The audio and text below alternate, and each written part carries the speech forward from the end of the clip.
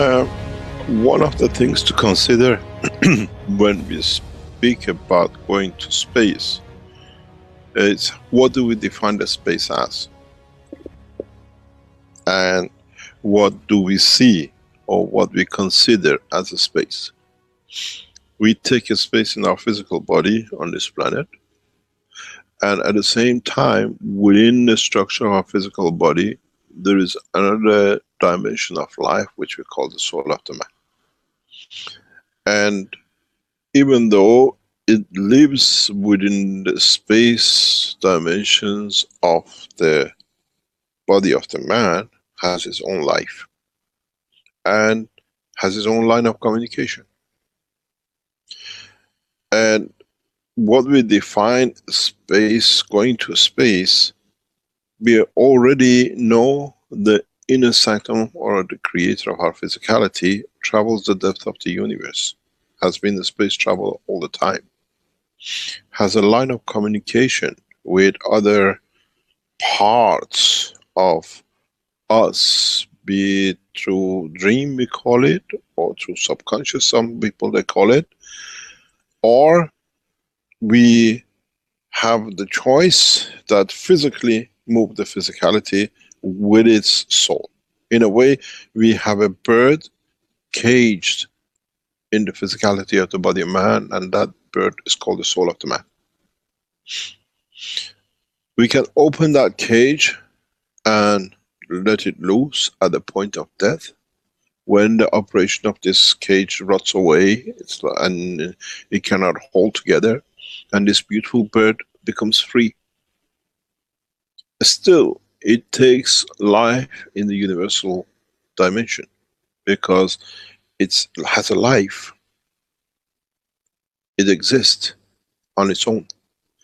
Or we can carry the cage in a box and take it anywhere.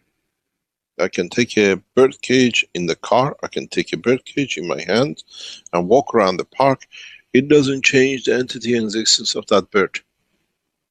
It's still a bird, still sings, still communicates with other birds in the park. And this is how our soul is. So we give option. Those who understand the process of the creation can take that cage, that bird, out of the cage and free it, because we trusted it come back in. It's very much when you have a parrot at home, you open the door, you let him fly around the house, and he comes back again and he goes in the cage. Because you trust it. It knows that's where it belongs to. And this is the process that we have made an option to man. The soul of the man is that bird, but is encaged in physicality of body of man. And for the first time, man knows, man can see that it's him who hasn't trusted the bird to be freed. And it has come the time that he does not need to see the cage to break up, to rust, that the bird can fly out, or by accident open the cage's door is open and the bird flies out.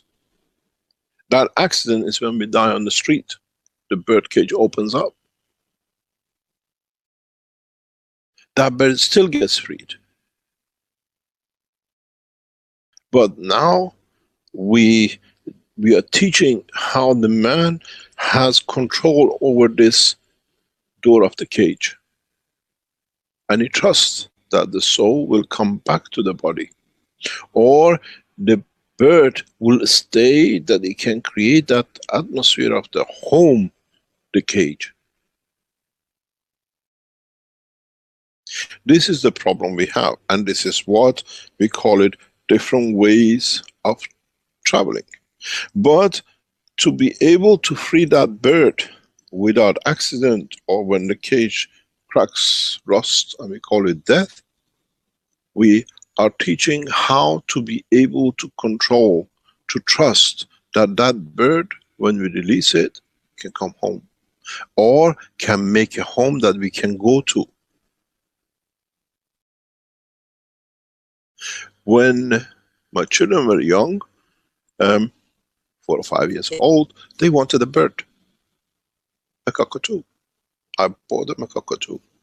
And this bird in the cage was very young, few weeks old when we got him. And we used to let it free in the house. He knew he goes back in and he sleeps there and he lays egg there. And it came to the point, because of the diseases carried, we had to, the doctors told us, this bird cannot stay in the house because it's causing problem in the house, health problems. So we decided that we loved the bird. We didn't want to let it go, it was part of us. So we decided if we let it free, it will die, because he didn't know how to look after himself, because he was hand fed. We decided we'd take him to a sanctuary, and we give it to a sanctuary to be kept. We carried the cage across a park, and as we were walking to go to the sanctuary in the park to be given to them, an old lady saw us. She says, "Oh, what a beautiful bird." We said, "We have a problem, we love him, but if you leave him here, we don't know if you see him." She says, "I'll look after it, give it to me. You can come and see it anytime you like." And it was just like a gift. So we got the old lady in the car, we went to her house, we put the cage there, we showed them how to look after the bird, and the bird was free again in the room. And every now and then, children said, "Papa, can we go and see him?" So we called the lady, we go and see him, and the bird is there. And it was a new home, it was our home. And this is how the soul of the man should be. Is trusting that where he goes, he can make a home for us. So in this process, we are teaching different ways of freeing the bird or carrying the cage. The bird is still there. If you want to carry a cage and go somewhere, you get in the car, that's your spaceship. Still the cage is there and the bird inside. The cage is the body of the man and the bird is the soul of the man. Because we haven't trusted that we get the bird back. We carry the cage in the spaceship. Or there is another line of teaching, which is the understanding the structure of the cage, that you can make the cage not to rot, that then it frees the bird, but it can open up and you can carry the bird is free, you don't need to fuel it, you don't need to do anything, it travels the space of the room, the space of the garden, the space of the city, and it comes back home again.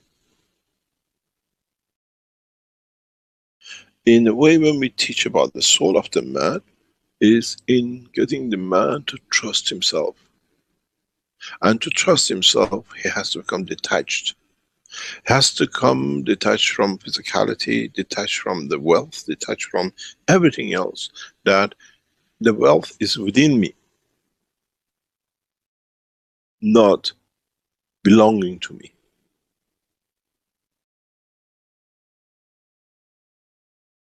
And this is where every man makes a mistake. In many of the teachings I have referred, if you understand that you can put the soul of the man to act with the soul of physicality of the man, you can make anything you like.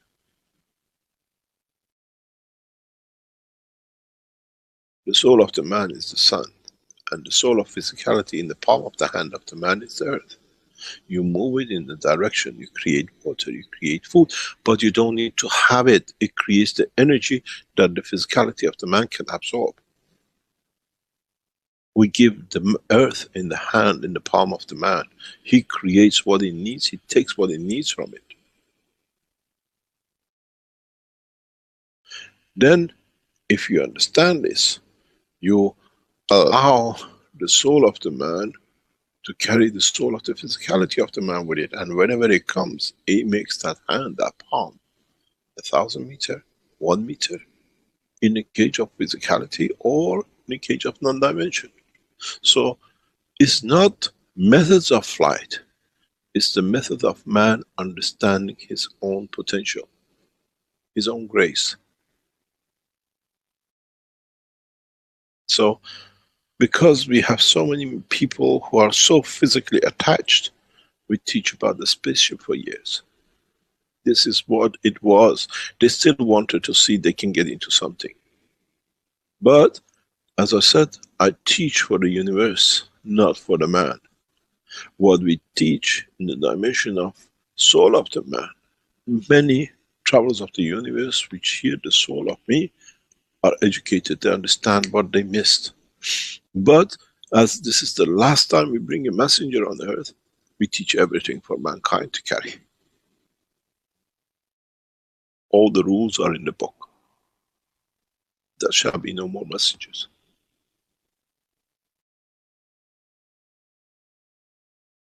It's for man to translate knowledge.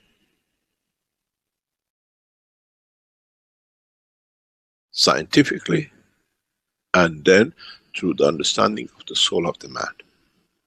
What we call theology, ethics. Ethics of using the science in a way that does not harm no one, but it implies and applies the survival of the others.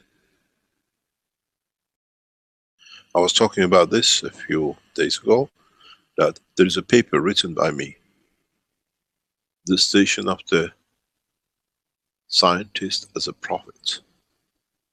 The prophets we call Muhammad, Christ or anybody, are for the soul of the man, conduct of the behavior.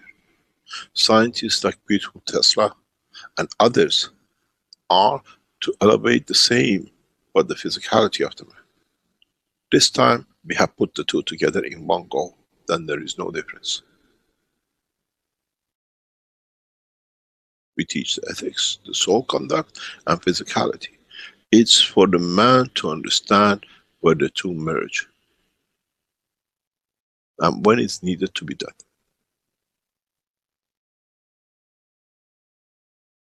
The totality which counts, not the individuality. What you can serve counts, not what serves you. So, in this way, if you are physical, we have given you the spaceship, all these reactors. You have moved in the dimension of understanding part of it. You have the dynamic system, you get some energies, you put a glass of water, you mix the energy and something else together, you're still the camel bird. You put the orange, take the energy, but you still want that the physicality that you're doing something with it, you drink the water. And for the soul of those who understand the totality, then they don't need the cage. They're the free bird. And this is the essence of all the teaching. It's not different ways of flight, is understanding the existence of the universe. Then, if you travel with a spaceship, who do you see? The citizens of the universe in a physical dimension. If you travel with the soul that you can create the physicality, you take that out of the equation. You travel, but you know you have connection with everybody. It's very much, as I said once, it's like you get off out of London and you go to New York. You're there on your own, but you still pick your phone and speak to the family in London. It's not finished. Now, the soul of the man, given the man the same opportunity.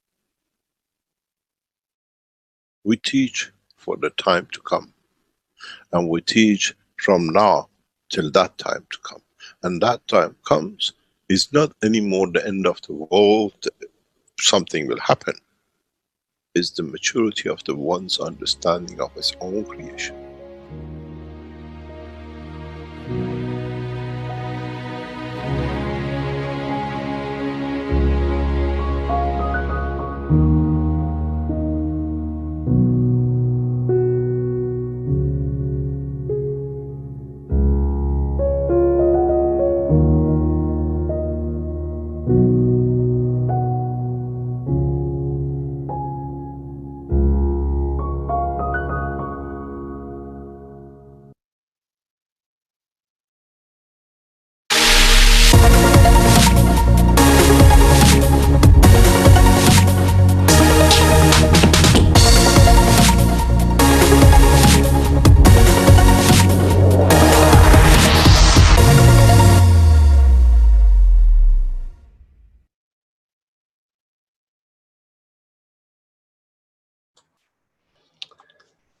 Welcome everyone to the 274th Knowledge Seekers Workshop for Thursday, May 2nd, 2019.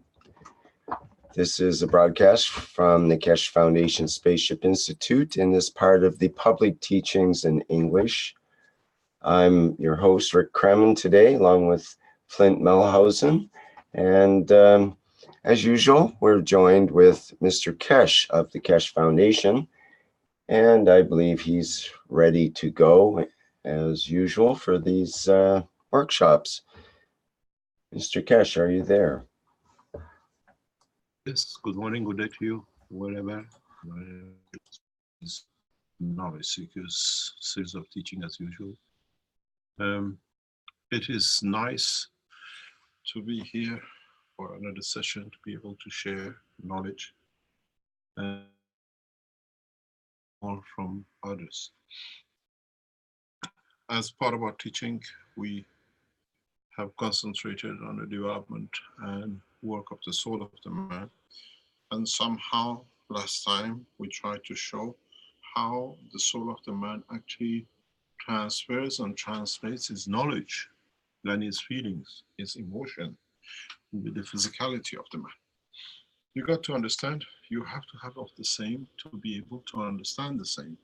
It's no use if I tell you about love when you don't speak the same language. It's no use me sending you a message on the telephone when it's not the right telephone number. It's not the same, as you say, frequency. So the two have to match. And what I opened up in discussion yet last time is exactly what it is. It says, I made man in the image of myself, which means I have the ability to work out in every sense the understanding of the work of the body of the man. And this is talking about. This is where the extension and the new knowledge comes into operation. What this means, it means we made man in the image of myself, but it's just not the image, it's the totality. Mr. Keshe? Excuse me, yes, Mr. Keshe, your microphone, I think, needs to be switched or adjusted or something there. So, am I much clearer now? Oh, yes, indeed. Thank you, thank you. Yeah, it's again the story of before. I didn't connect it right away. It's getting old age catching up. So what it is important to us as a part of the totality of the work is how do we relate to, how do we connect to, how do we understand the totality of it. So as I said, it's no use me sending you a message when you're not on the same strength of the fields and you cannot understand what I'm sending through. This clarifies very something important to you. You should have clarified this. Very, very important.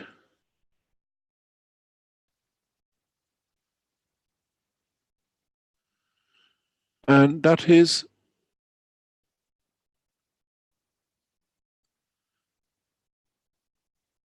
if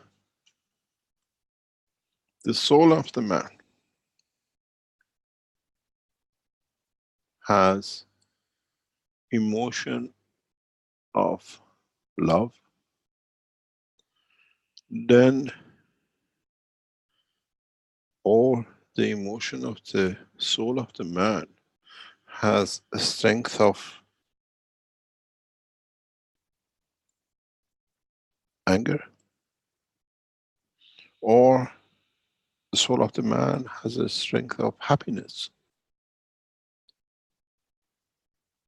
It has to be somewhere in the range that in interaction with the body of the man, it shares that. It understands that. It allows that to happen. And in that process, somewhere in the structure of the body of the man, it shares that. It allows it to be shared. It allows it to interact. It allows it to interface.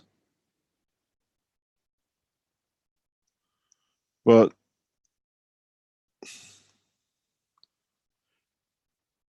what this means if you take the soul of the man and you go through the process of understanding it, somewhere in the brain of the man, in conjunction with the physical structure of the brain, the information, the emotion of the soul of the physicality and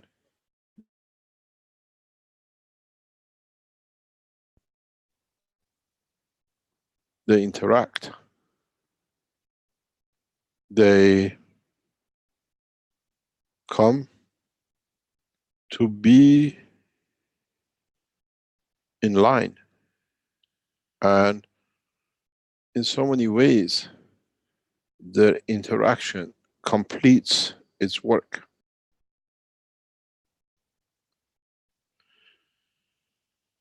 If we understand this process, then we can go through the whole process of understanding.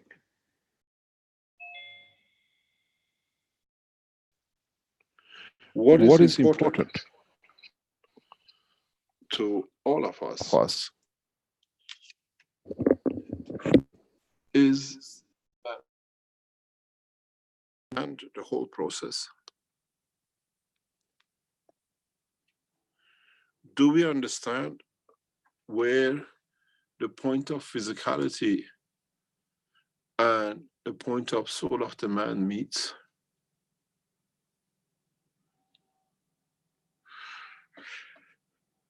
Then, if we understand this position, if we comprehend what is the truth about our life, is that our soul feels our emotion of the physicality. Our soul suffers with us, but it has one advantage, and that is, does not need to share. It has an option to block, or it has an option not to transfer the wrongdoings of man into his own work.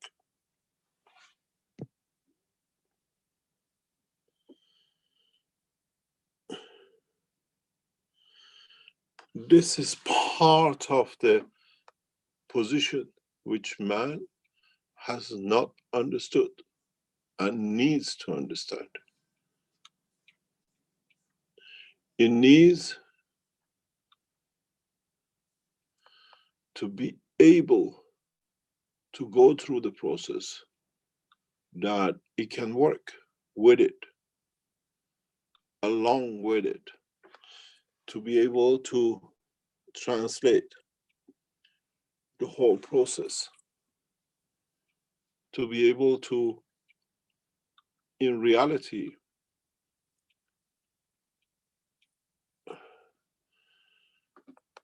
be able to interact between the body of the man and the physicality of the universe. And this is what is missing in our knowledge. This is what we need to understand, that in a way, the soul of the man works as a buffer between the body of the man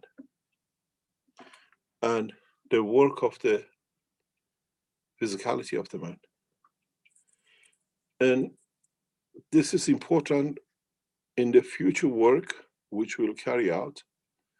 And it's important for us to understand this, that how much our soul even sacrifices to keep the physicality of the body of the man in its totality away from all its own harming itself and harming what we call in the universal community.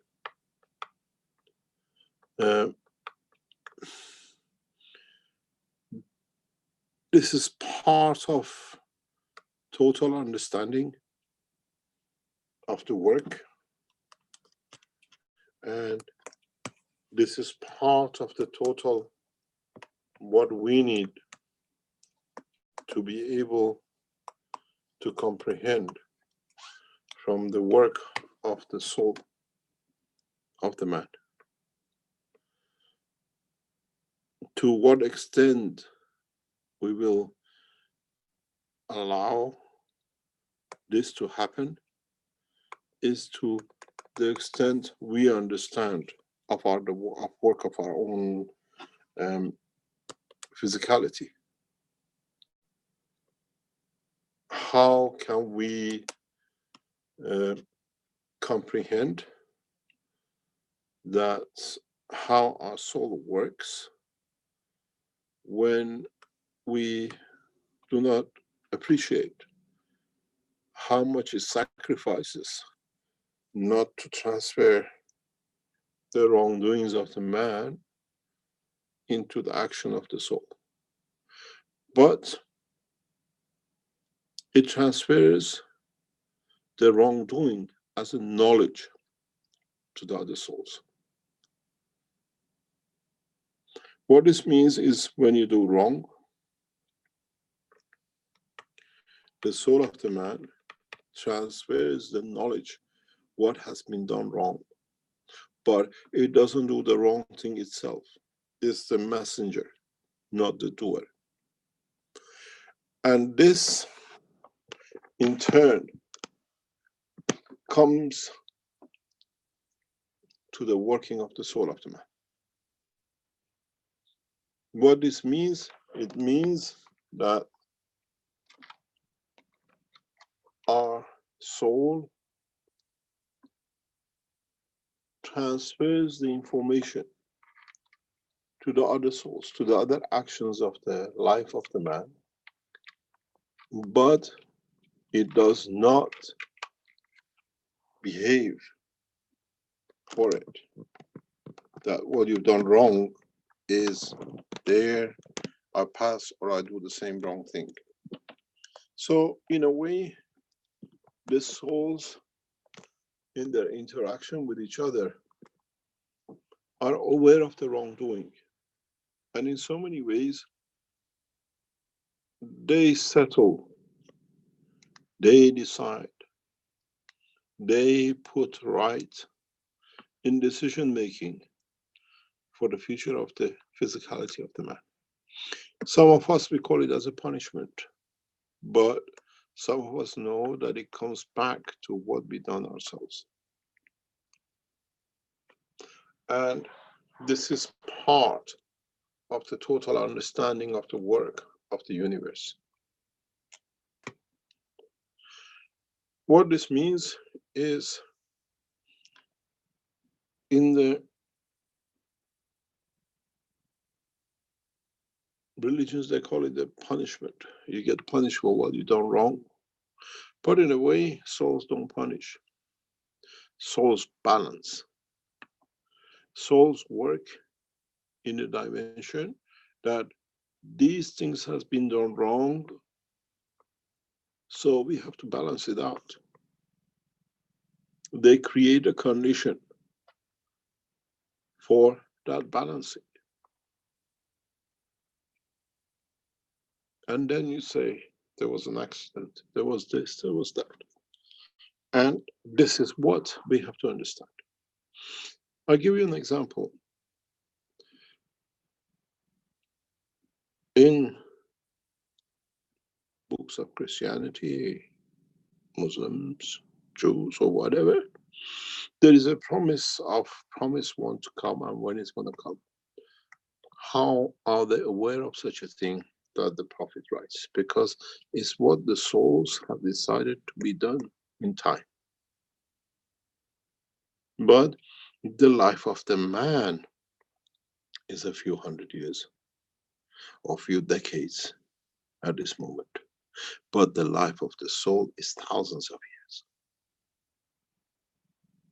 So when the soul of a prophet tells you that there will be another prophet to come at such a time, the man leaves the span of 100 years, 1,000 years, because to him that's what it is.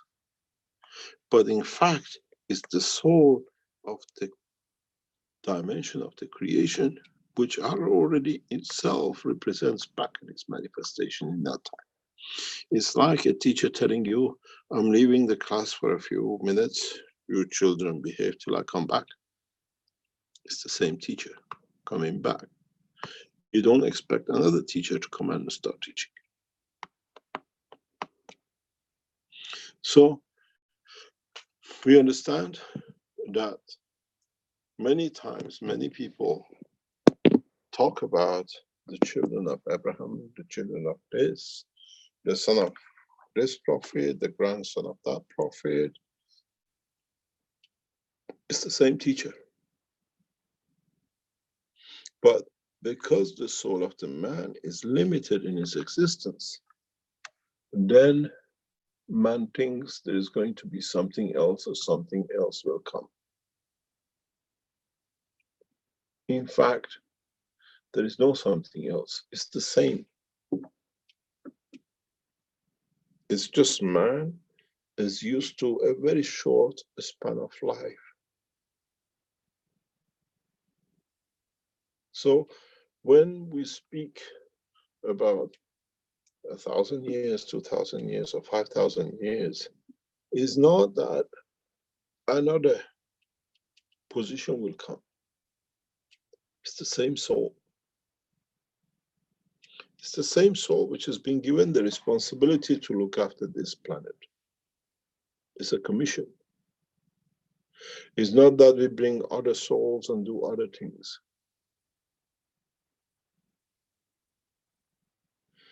Then this becomes very clear why we see the progressive development of the soul of the man and knowledge of the man catching up.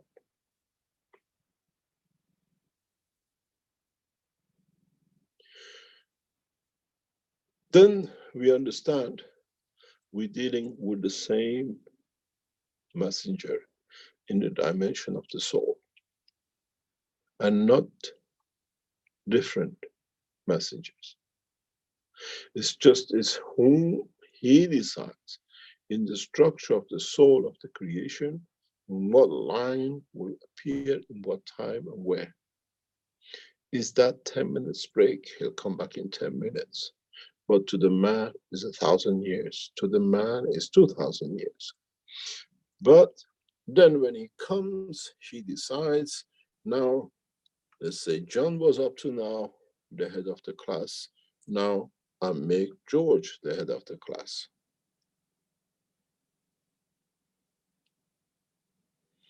It's just the span of time. But it's the same soul which has been the creator of the totality,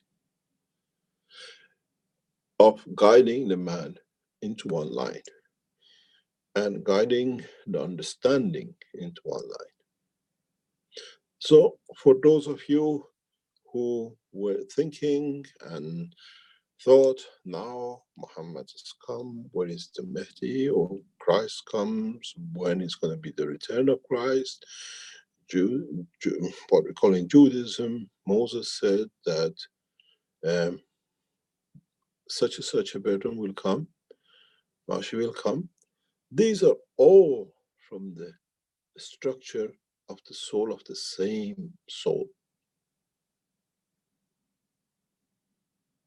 He has chosen guiding and guidance for different tribes in different ways. And we see the structure of the belief in guiding man, elevation of the soul of the man, all comes around about the same time and through the same channels, through the same understanding. But according to the emotion of the physicality of the man, he has chosen different path. It's the way that you are black or white or yellow or Chinese or English or whatever. The emotion of the man, according to the environment which the man has been created, is the same. So, to the Buddhist or to the Taoist or to the Zoroastrians or to the people in South America, the message has been the same around the same time. But different ones have chosen to put different strength into it, and they've woven it to fit into. The ones which got muddled up has become part of like the structure of the what we call Abrahism or Taoism or Buddhist or whatever. But the enlightenment comes from the same soul for all. Even in some of the promises that's been given by the same soul, is like when a teacher goes out and he says, when I come back, by that time, if you do the test, I'll bring you all something as a gift.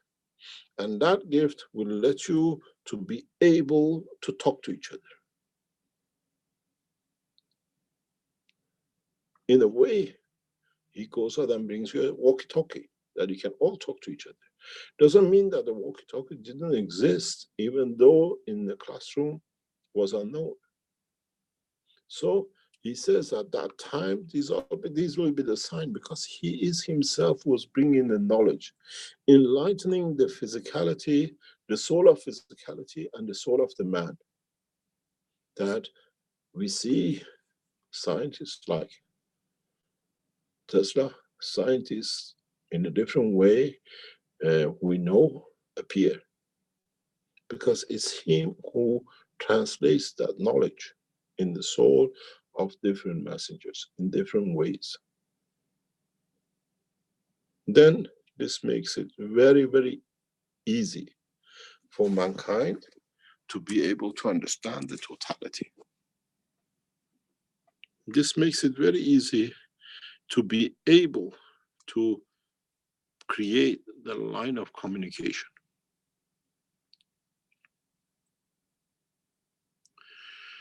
Then this structure becomes part of the work of the present time. Then you understand how the man has decided to choose different names or different teachers or different guidelines, but all comes to be at that time, because the teacher for all the souls of the man has been the same teacher from the beginning. And in so many ways, when the first messages were given, when the first lives were created on this planet, one soul was given the responsibility of bringing this child to progressive development. To you, you talk about 6,000 years ago, the first wheel was created. 3,000 years ago, this was developed. And then now the archaeologists dig out, there were cities which were there 13,000 years ago. What happened to everything which we accepted? And in those civilizations, they had more advanced knowledge than the carts and the cartwheels. Is this the cycle, or what has happened to mankind? During and through disasters, the whole totality of the life has been lost or moved on. So a new cycle with the same knowledge has been regrown. Why suddenly Mayas have disappeared? Why suddenly we find structures, but we find no civilization connection to?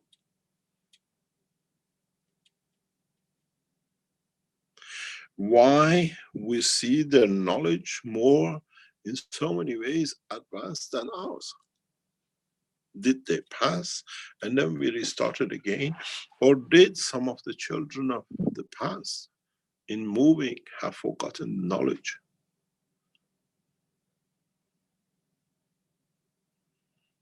Then now we understand.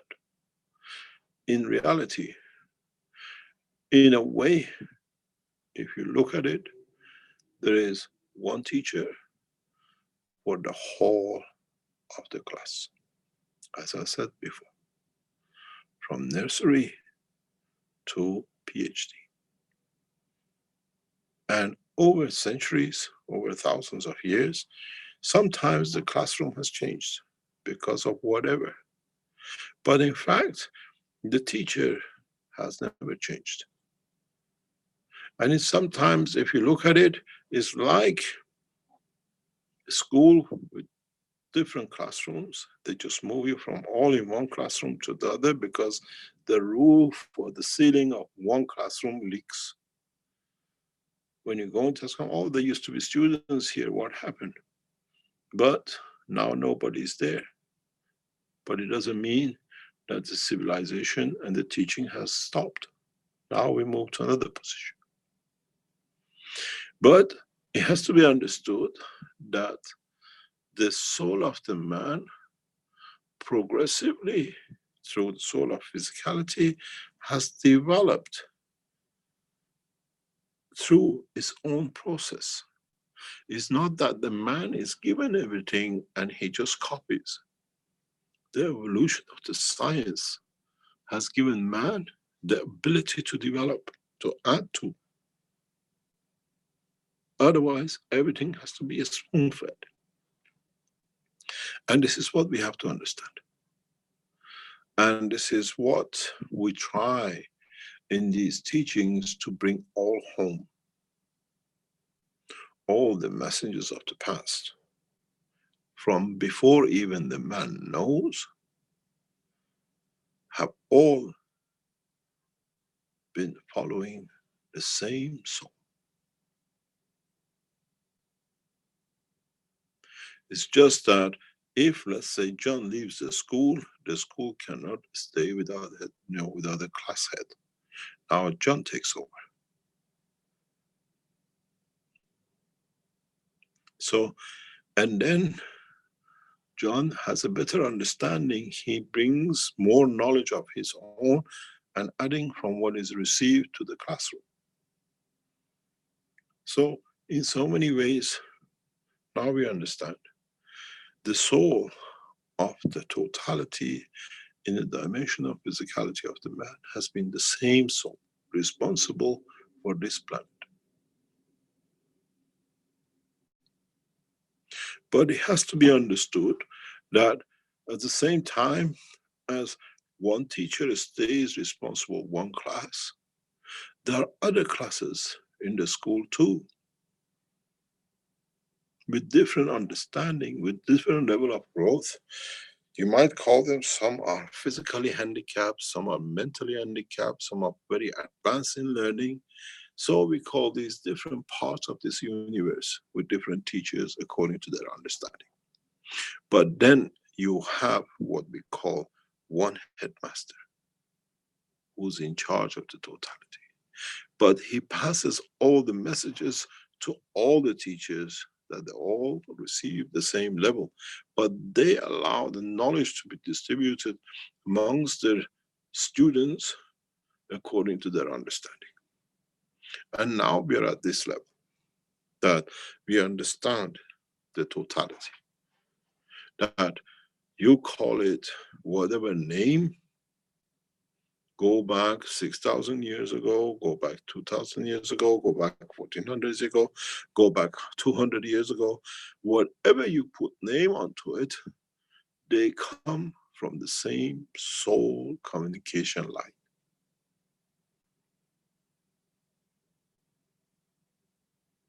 But at the same time, the soul of the creator of this class is like some staying theoretical and some go for practical, making a circuit board, making this and that, and coming back to say what it is. And these are what we call the scientific world. They reach the elevation of the soul of the knowledge to develop the physicality. Tesla is one of them. Da Vinci is another one.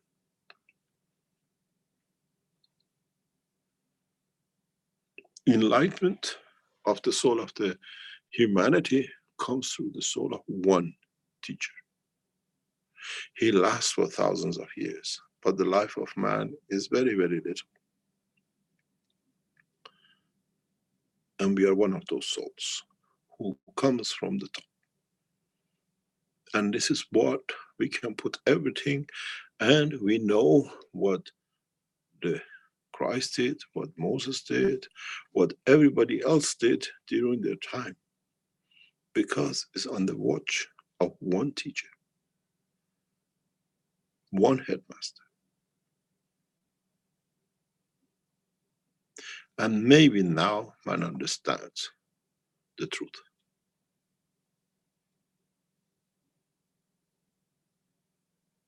Now you understand why man has gone through this process and will ever go through this process. Till it matures, till it comes to the point that he understands that all the teachings for centuries and thousands of years and whatever has come from the same teacher and nobody else.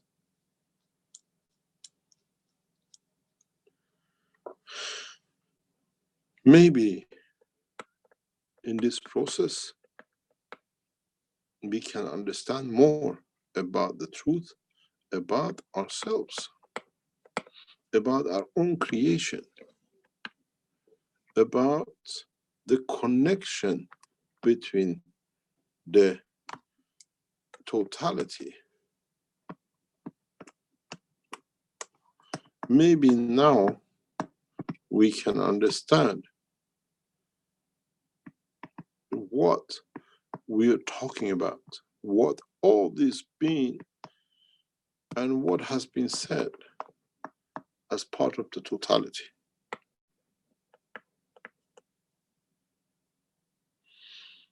Do we elevate, or do we understand that the elevation of the soul of the man as a totality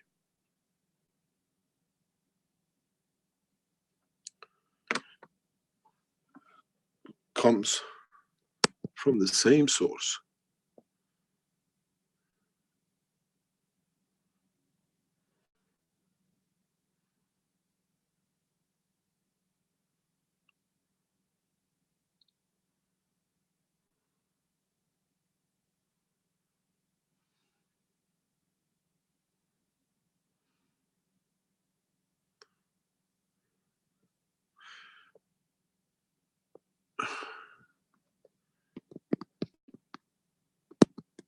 Then we have to go deeper in the total understanding of our own elevation of soul. And if it's the same teacher,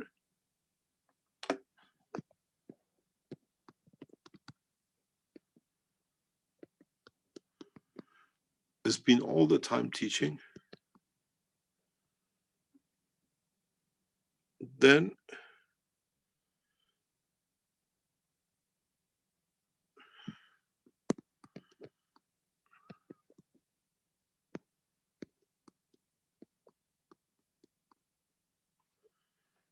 we can elevate our work. We can understand that our soul has the ability, has the gift to talk to the same teacher. has the capability to access the same headmaster. So it's for us to understand. And through it, we come to understand once the soul of the man reaches the point of elevation, has access to the totality. Then maybe then you understand what the universal community means. Then you understand what it means to be part of the same school. We call it universal community. But it's the same teachers and the same headmaster and the same school. We call it the universe.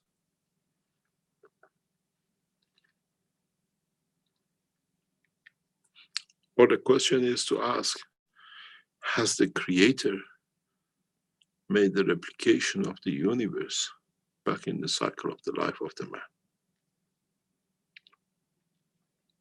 Then it comes to another point. Is the life of the man unique? Or is the soul of the creator the same and reaches the same for the soul of all the created things on this planet? Then we cannot say that the teacher is just for me, my class, or my level. Does the soul of the teacher teaches the one, the infant, the big guy and the little guy, the lion, the lamb, and the ants?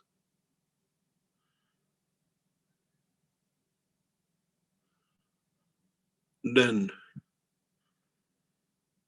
what has been the gift to the souls which have taken the level of the soul of the humanity?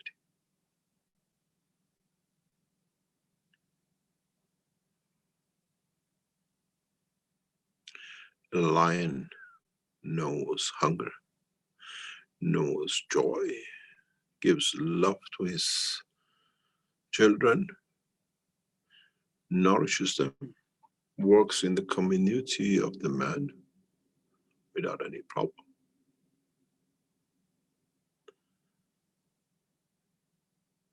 So, what is the difference for the soul of the man?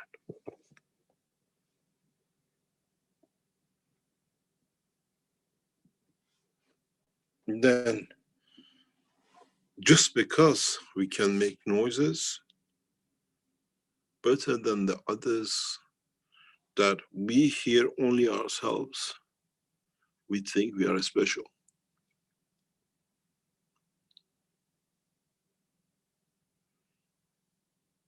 Animals dig a hole, they make different rooms in it, one for their baby and one for themselves. Ants make a room to keep food and they nourish it. The other animals make a den. Just because we manage to mix some things and we can make voices that we think we are unique, we don't hear the lion's word and talk to each other. Do they speak in a special strength that the other animal cannot hear, and they can herd the animals into a given position and they know how to chase? Isn't this what the man does? We corner one innocent animal in one corner and we attack it till we get what we want. Isn't it what Iran is facing Americans and their allies? Another bunch of same process.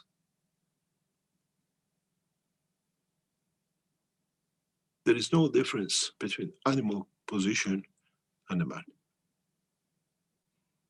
Herding to kill, to harm. When the lions do it, it's the life of one animal. And this is one of the reasons we push for world peace, to stop this animal behavior of herding.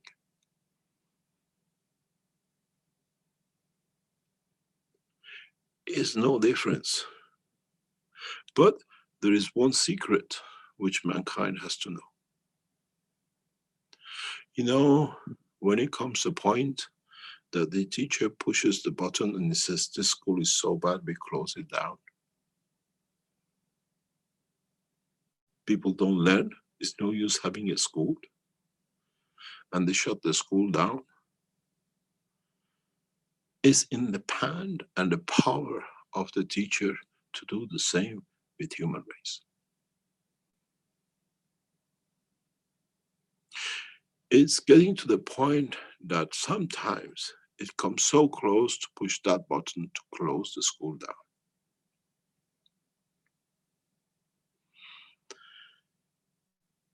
I was explaining to one of the knowledge seekers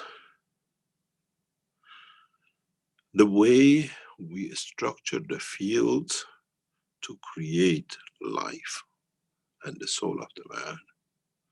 We know the key to push the same button to open the fields of the soul of the man in one go.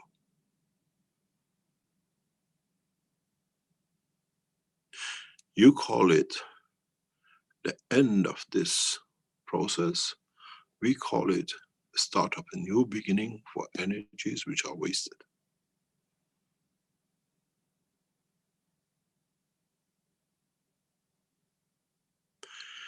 There is no difference between the herd of dogs, which single out one animal, as we call them, the wild dogs, in the Australian, what we call no man's land, or the wild dogs in Africa or South America, to attack one animal that they can destroy. And the behavior of the man, the way we see today. Bunch of wild dogs, which they can take nation by nation to destroy. And we take revenge on these nations. Maybe through our knowledge, we have to teach mankind to be exemplary for the rest.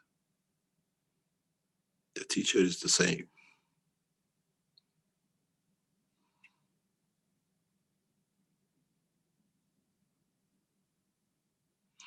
For us to reverse the life of humanity on this planet is a push of one button in the strength of the soul of the man. And all souls have the same common denominator.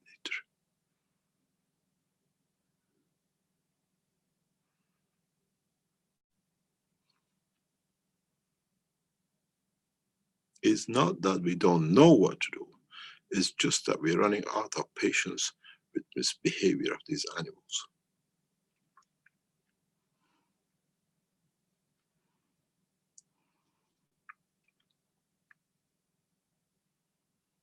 This is very clearly written in the patterns. Read the patterns clearly. There is a part of the pattern. When it was written, I insisted for it to be inside the pattern for today. Let's call it the death code.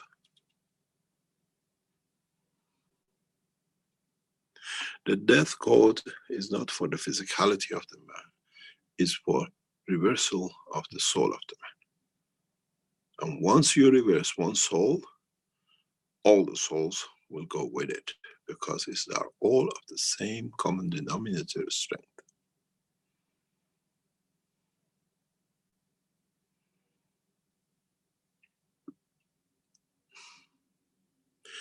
If mankind does not elevate to the point of this animal behavior, soon it leaves no choice but for that code to be triggered.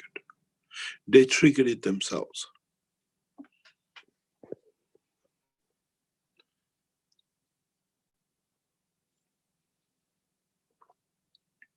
It's very much like when you put a glass on the table and you keep on rubbing your finger on the top till it reaches the resonance and suddenly the glass shatters. We are reaching that point. It's for the world leaders to stop the twist of the finger on the glass, because this time all will go by their own doing, not by anything else.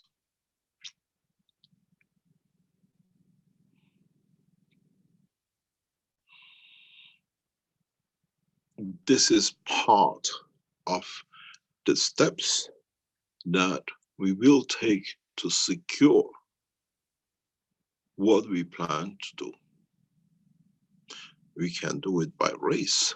You can do it by path of belief. We can do it by way you love. We can do it by color. We can do it by essence of the smell, the voice, the noise, and anything else you like. We are mastering it. And the beauty of it is, ask yourself what happened in South America.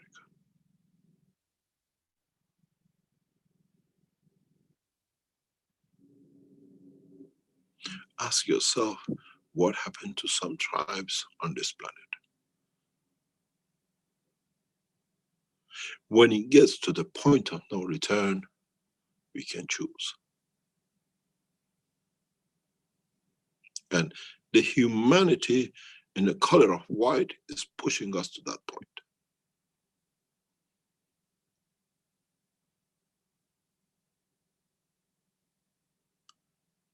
I don't think anybody misses if the color is missing from a painting, because if it's not there, you don't miss what you don't see.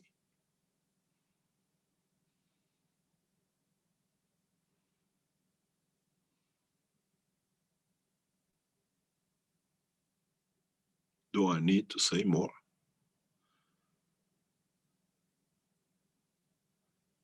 Would it be the same with one color, one path of thinking, or whatever?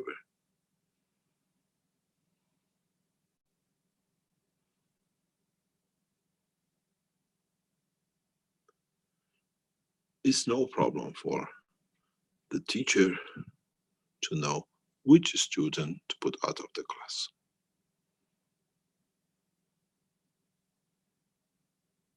The ones who disturb the classroom now will move out of the classroom. And this is our warning to the soul of the world leaders to understand.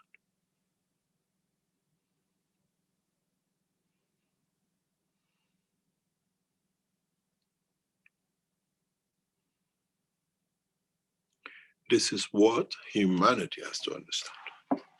That by push of a single thought and the strength of the soul of the teacher, there shall be not a student in that classroom for disturbing the peace in the classroom. Then whatever is left of the students' pens and pencils and the books is given to the others to share, to elevate their knowledge. When you expel a student, when you put a criminal in prison, by even the British law, all the assets becomes the nation's assets. It becomes the classroom assets for the others to enjoy.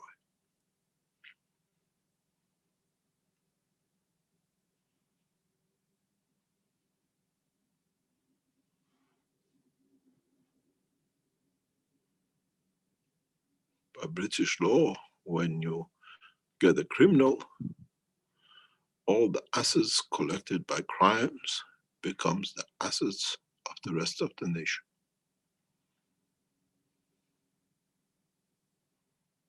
And we can do the same with one race or the other, or one school of thoughts or the other. Does not need to have to be a nation or a race. This is why I started the teaching of today about understanding that if the soul of the man knows about happiness or anger, and at a given point in the brain of the man, in interaction with the soul of physicality interacts, that point is where mankind through his emotion can be located for his behavior. So mankind has a point of the opening of the total plasma of itself.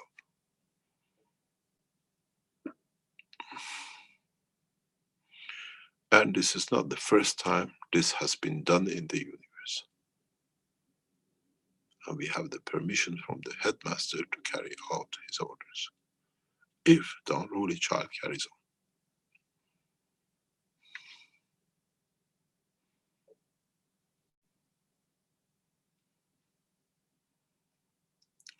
on. I'm sure you have heard about the story of the dinosaurs.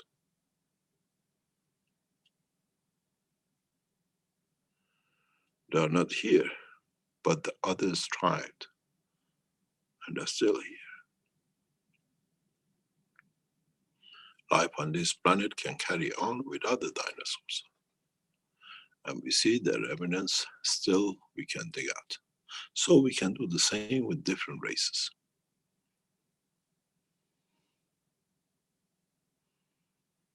This time we don't need a meteorite. This time what we call the destruction button sits within the soul of those who press the button. It's the same guy who plays with the glass. I cannot be any more clearer.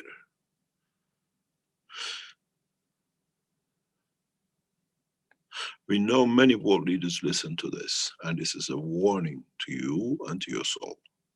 Change your ways. Otherwise, the headmaster has issued the order. And the teacher has no hesitation to carry on.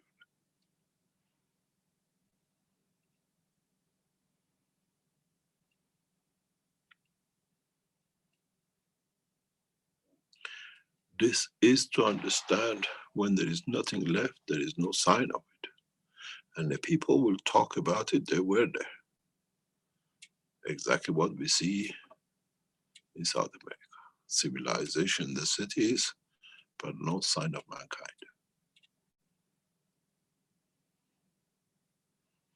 Did they take the same path as the dinosaurs? Or was the behavior so bad that it had to be interfered in that way?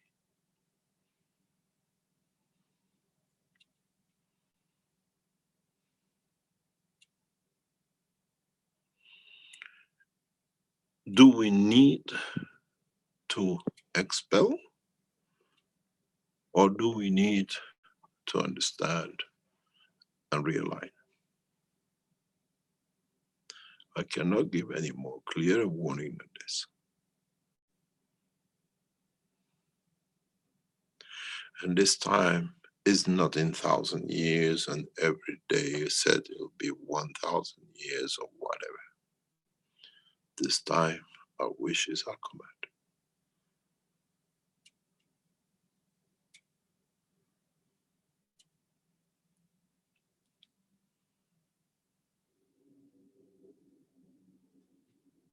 So,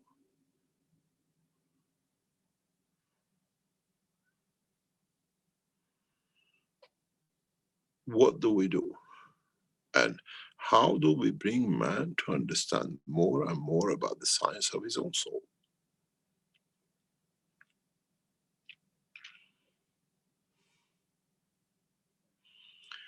Let me explain something very simple. The physical systems to choose the color, the race, the soul to elevate is in our hand.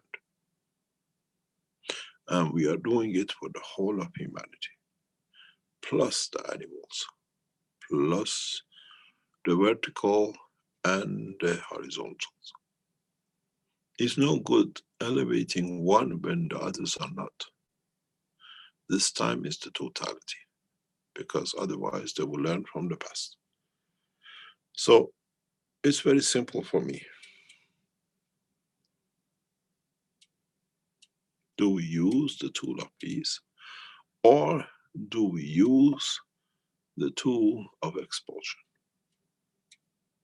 There are many beautiful things on this planet, many beautiful souls.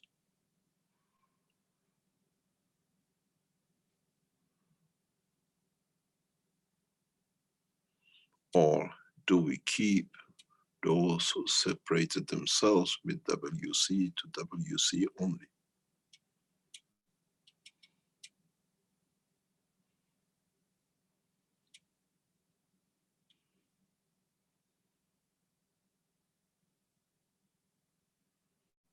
This is part of the teachings which, as I said, we are working towards a total understanding.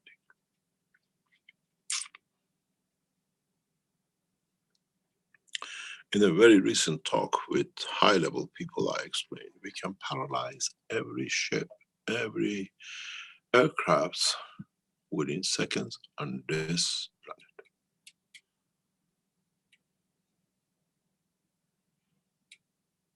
Now the humanity has to choose. We have the code. And interesting enough, the rest of you, through the systems and ganses you made, carrying that code for the spread of the wish.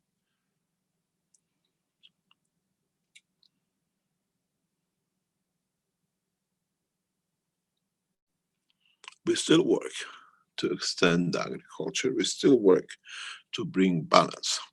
But you have to understand the total picture. As I said, as part of my work, we are bringing food national security, that all the nations have enough food to eat. They don't depend on other nations. Have you ever stood still why? At the moment, the food is controlled by one nation, forcing its way because he can control the food. I feed, I give you the food, I dictate the terms. Now that we can increase the harvest, we don't need your food. Then we can take action to expel the student.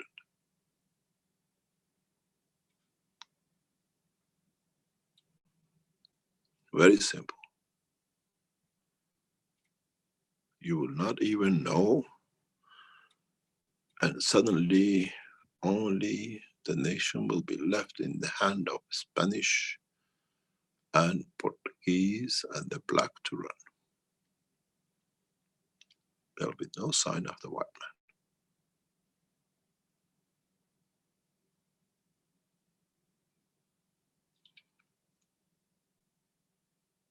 We cannot punish because of the wrong behavior of one, and we don't punish, we just expel.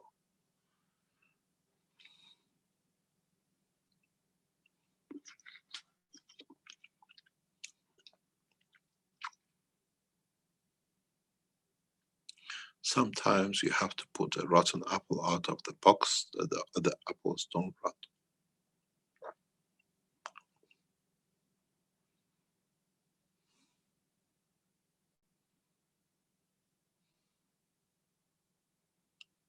Now you understand why we brought the knowledge into agriculture, in health, to make every nation independent.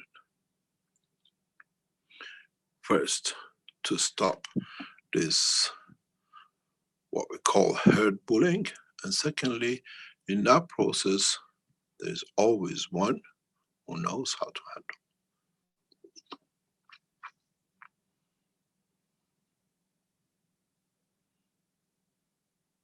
You remember part of my teachings, I always said, they left me free to teach, to spread the knowledge, and to teach enough that you all carry out everything.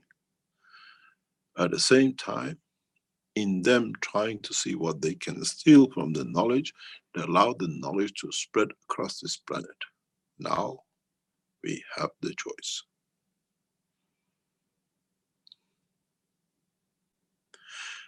Is it all of the same, or is it part of the same, the same?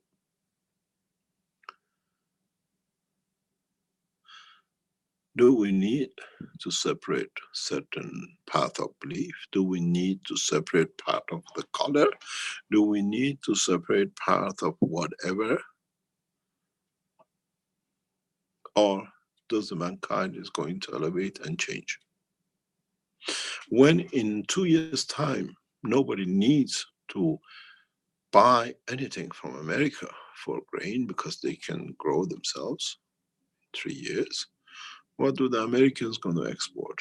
Software of Microsoft or the phones of the Apple? It's softly Apple, isn't it? The new technology which we release in communication makes these technologies absolute obsolete.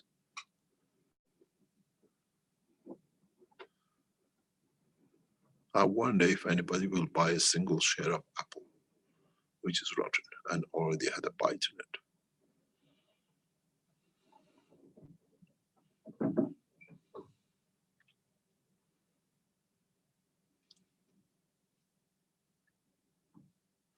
As I said in the very recent talks, was that bite on Apple which made the man the sinner? Maybe through the same Apple, the one who has taken a bite itself. I cannot be any more clearer than this.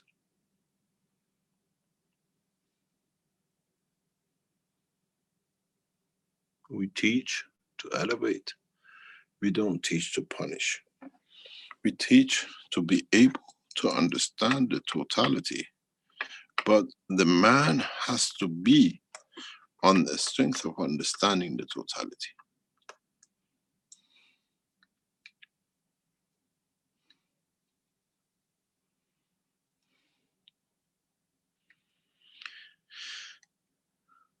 We're getting very close to total understanding of the teaching, total understanding of the soul of the man. So, in a way, if you understand in part of the teaching, I explain something very simple. Each one of you has a common denominator, trigger point, and we know where that trigger point is. And don't let the teacher to push the button. Then it will be too late.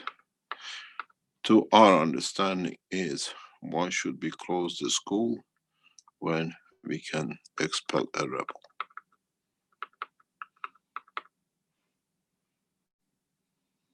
But in that process, we have to find a new class head. That all one in the class are the head, and no one is more than the other, but according to their own position and understanding.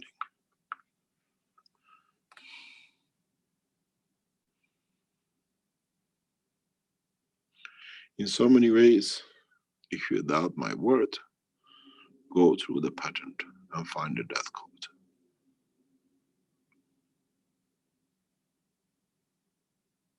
The death code is not written for the physicality of one man. It is written for the correction of the soul of a race, a nation, a path of belief. And only we know the code. Mankind needs a long time to find out.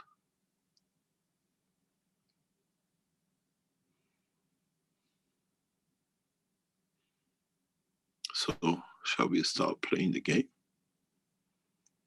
And those of you who listen on the lines to Washington, you've been warned.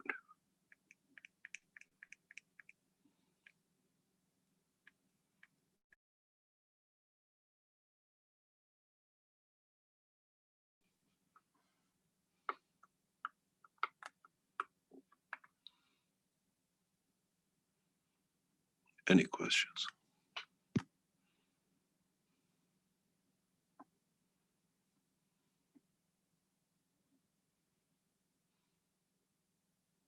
Okay, thank you, Mr. Keshe. And as usual, I remind the attendees you can put your hand up and then we can allow you to speak, ask a question.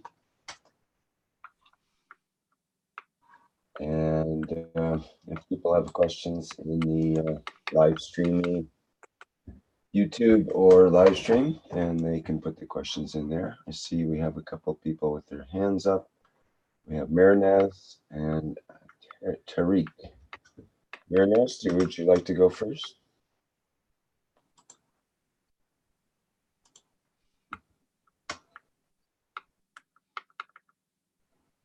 Thank you very much. Hello, everybody. Hello, Mr. Cash. Nice to have you again. Thank you very, very much. It was astonishing what you just said.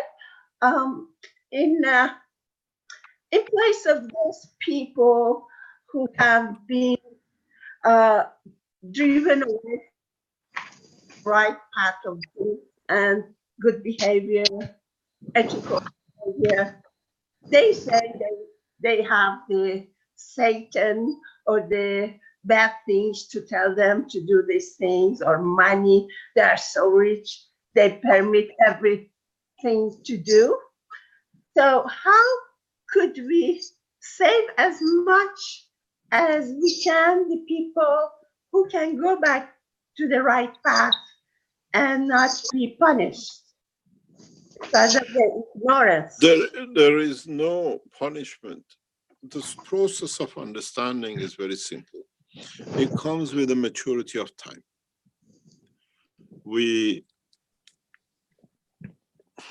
As you are Iranian, the Persian Empire did the same thing centuries ago, till they found out, they matured to it. We've seen the same with the Romans and the Greeks. We've seen the same with the Chinese. But now, is due to development of the science, these things cannot be done anymore. These new children in the block have one choice: to become obedient, or we make them obedient. It's very, very simple. The process is set. The understanding is there. It's just that who wants to be the unruly child and who wants to be the guys who wants to follow the path. Because the opening into universal community does not become as part of now the mankind get access to the universe and they start doing one against the other, what they call British rule, divide and rule. We do not need to divide. And believe us, we do not need to rule either. We already are the rulers.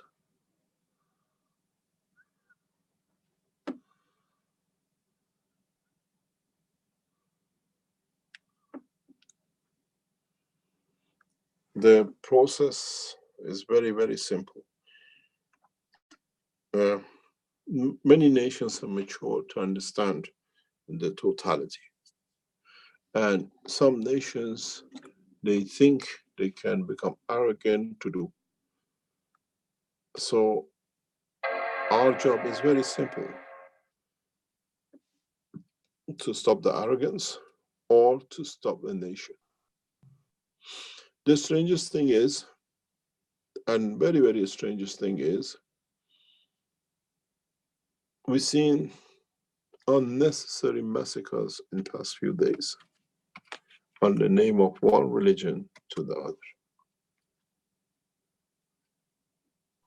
We've seen the Muslims, on the name of Islam, attacking Christians. We see the Christians blow up the mosques.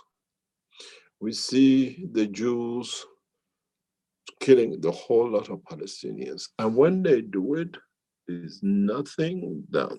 Nothing is wrong. When the others are, it has to be highlighted.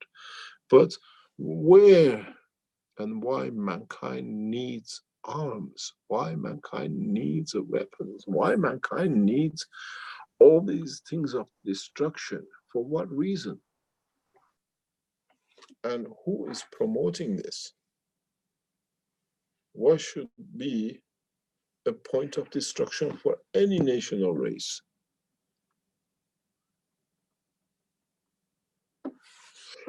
This is the problem. This is what we're trying to correct and bring out in the right way.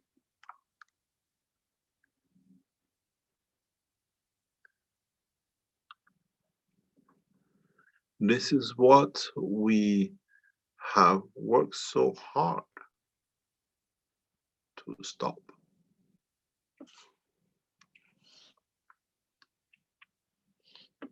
This is what we do not understand.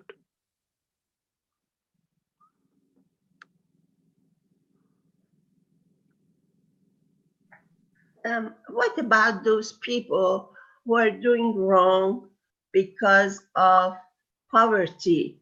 Like there are some classes in some countries driven into poverty little by little. And then Poverty doesn't give you the right to commit crime.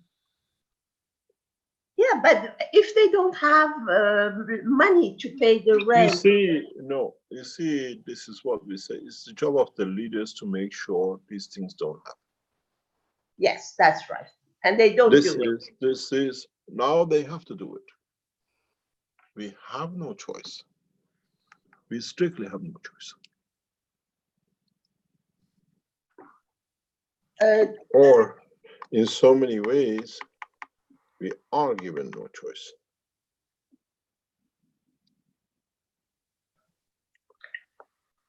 It is even said that they do it by purpose to push people in poverty and difficulty so that they don't put their nose into what they don't like them to look at. You know, the easiest thing is, look what happened. They created such a mayhem to rob the, what they call with a spring uprising. Yes. With the Syrians, with the Libyans. Where are these people sitting around Europe? How many of the Syrians and the Libyans appeared in China or in India? Those who created it, now they're sitting on their doorway, but with the pain. It's us who doesn't understand. It comes back to us.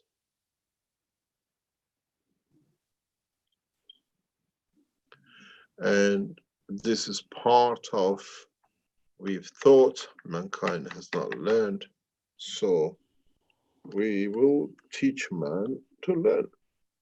You know, when we were in a school, we had, if we didn't learn something, the teacher sent us home that you have to do the same line 10 times tomorrow morning. Is it time for that? But it's collectively with all the races at the moment. We saw this year, if you look at it, a head of a nation is proud to increase his military expenditure by another so many billion, and he's proud to be. And we hear the second most powerful nation this year has reduced its military defense cost because they want to spend the funds on the nation.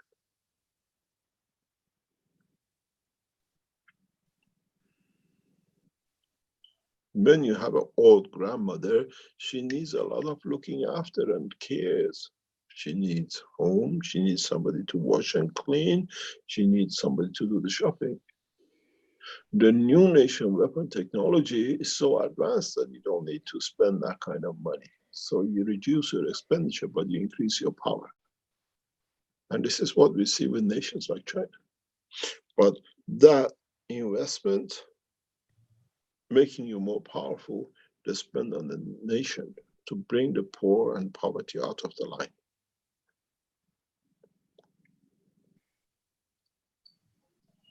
I said before, and I say that clearly to the world leaders, you touch Iran, I wipe out one race in totality, unless mankind learns to live in peace. And I don't need to say which color, which race, and which nation.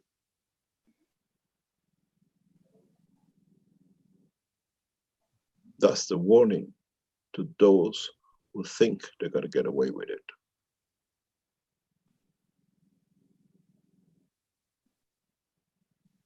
Did we find Mayas where they are? We find this race and nation in 1,000 years, if they are there anymore.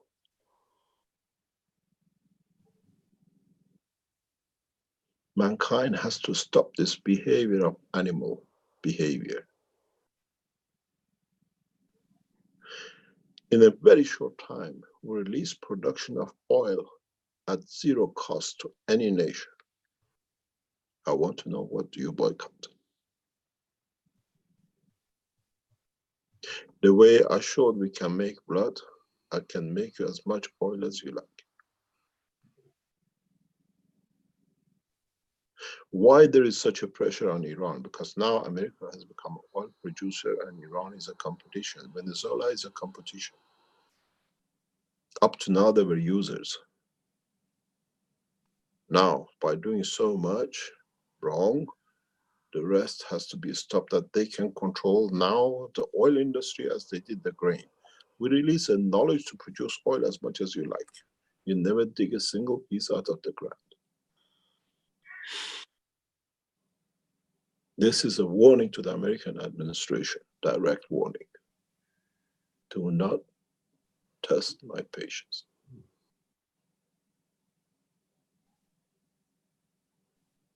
If I could make blood which made the man, oil is nothing compared to it.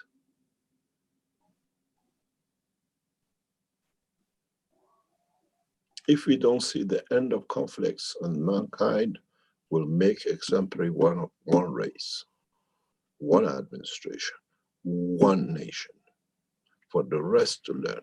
If we could not teach with kindness and love, we show it with the fear.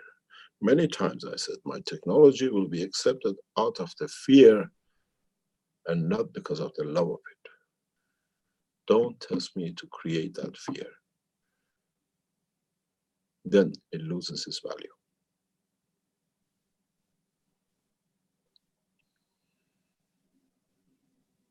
I help, black, white, yellow. Doesn't matter whether color, race, religion, and the rest. But my patience has come to a very, very tiny bit. And for me to take a color and a race and a religion, path of belief, thoughts, is a push of a thought, not even a button.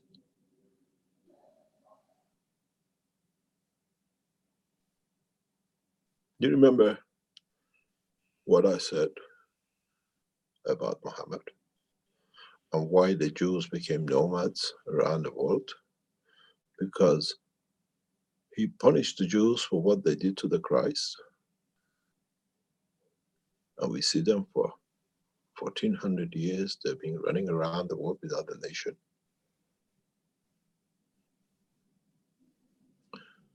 You remember who was the teacher of Muhammad? The same soul.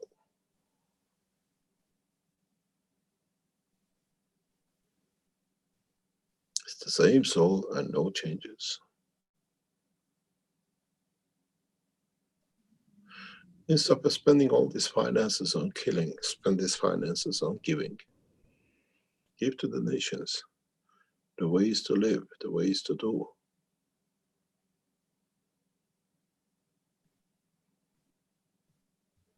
These recordings, mankind will listen to very soon and say he warned before he does it.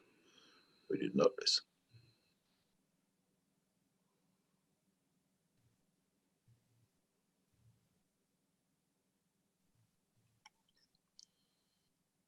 Don't let me sneeze.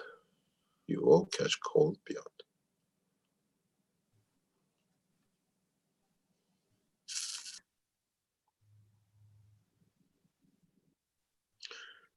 You heard what is called the Black Plague.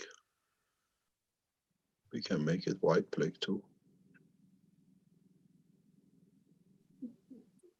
Those who believe in the path of the foundation will stay safe.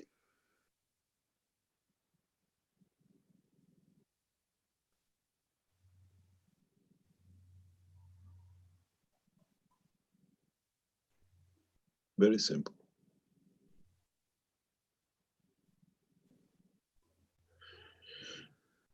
Mankind has to move in a peaceful way, or we force mankind into a peaceful way. One way or another, we'll get what we want.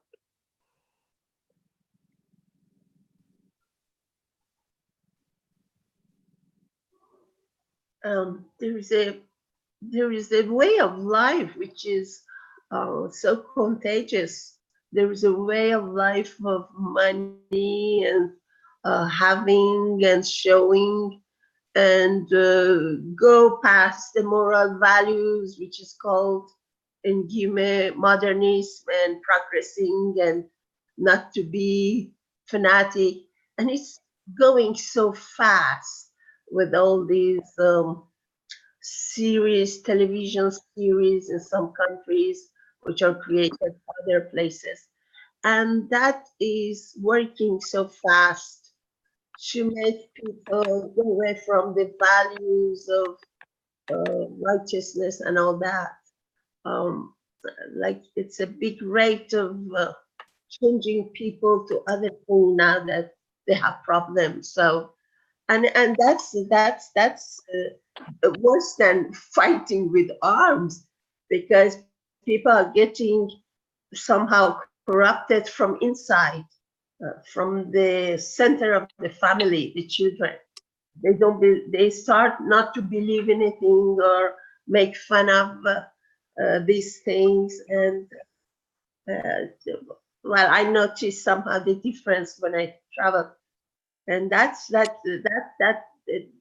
film film industry and these tweeters and all that work faster sometimes than arms to convince people to vote for what kind of life.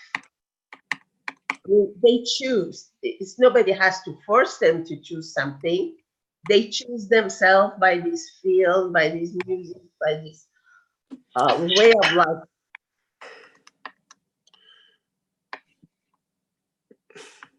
Thank you very much. Any other question? Yes, we have Tariq, I think is how to pronounce that. If you'd like to go ahead there, Tariq.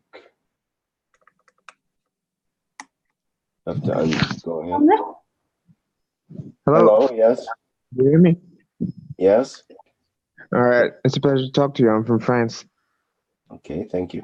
Okay. I was wondering why I don't understand why um I see all these people do horrible crimes and all these politicians and in history I don't understand how come you have not you said we can totally wipe out these people. How come they have just gone easy and just live an easy life?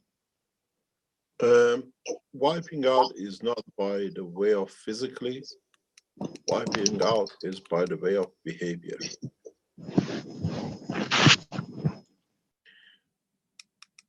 I explained to you that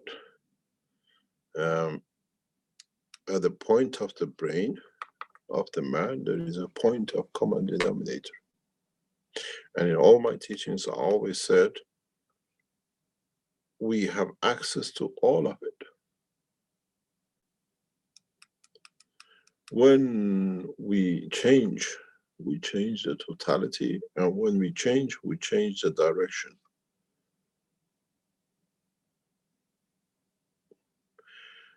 And the history of mankind is very, very, what I call, criminal.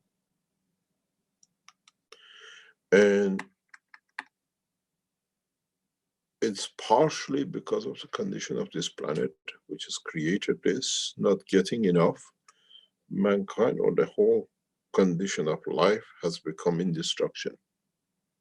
Be it a fish, be it everything else.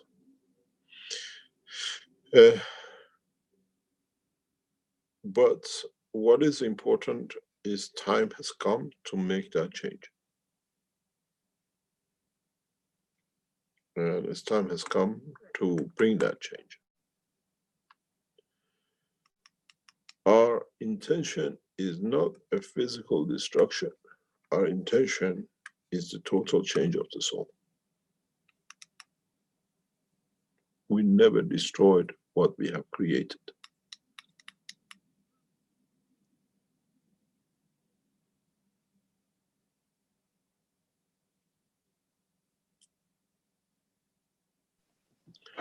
The point of understanding is we will make an example of.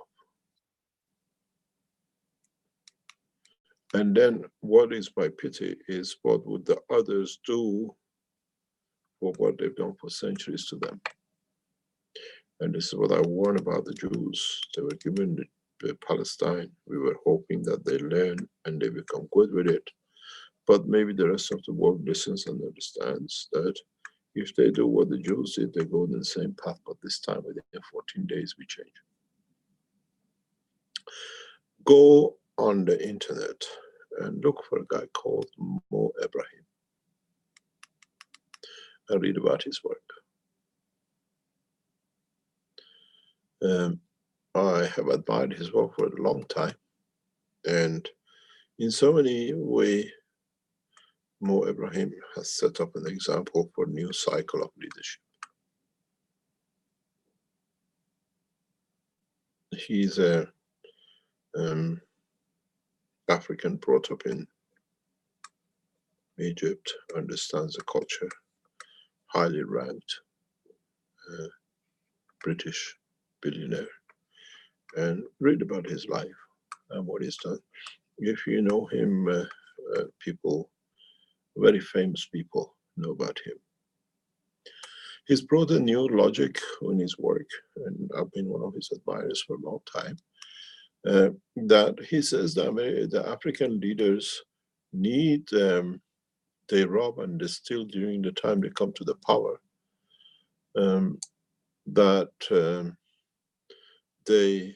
when they go out of the power, they have money to live.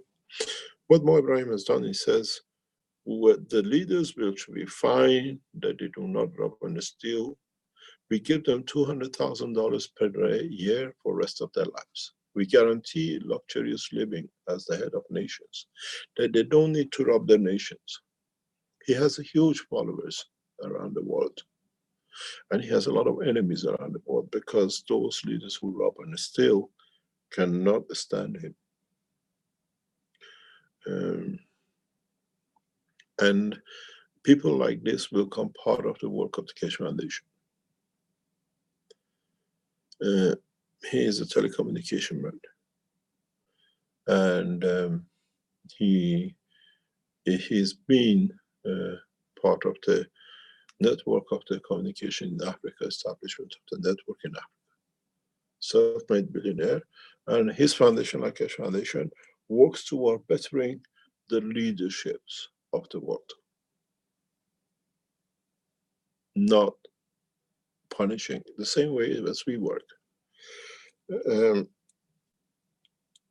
And in a way, he's worked very hard in Africa, but in a way, we work hard very much globally. The target is to change the world leaders. The target is to understand that we are all the same. And there are 2 or 3 people like him who we work around and we understand their work.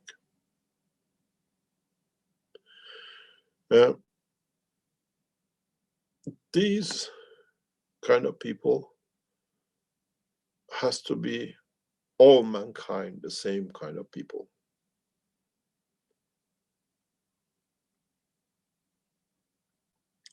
If you worked as long as I have worked in Africa, you come across Ibrahim all the time. And it's the biggest curse on the African leaders. They're afraid of him like anything, that how he's going to assess them, how his establishment is going to assess them. You see him, he's one of the, what do you call it, many people, world leaders work with him. The ex-Irish Prime Minister, He's very well known in Ireland for his work. If you know the YouTube group of the island, um, they are, they've always been around him, they understand him well. And in so many of their relics, they speak about his work. He's a well-known international figure in these things. And I speak in so many ways is to change the world leaders. That the world leaders make possible for the world's citizens to live a comfortable life. Us businessmen can create that condition of life.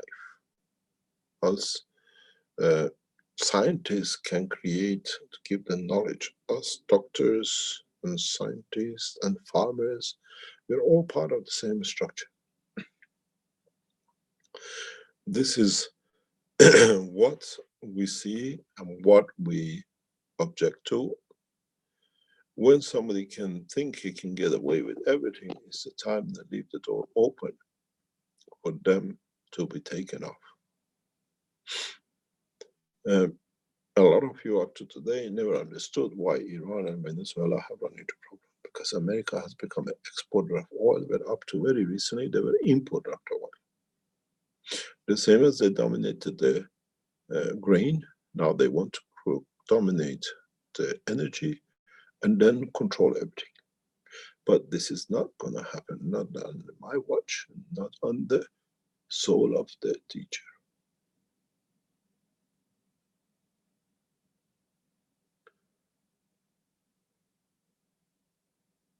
This is the beauty of the work. This is the beauty of understanding the work. This is what we are here for.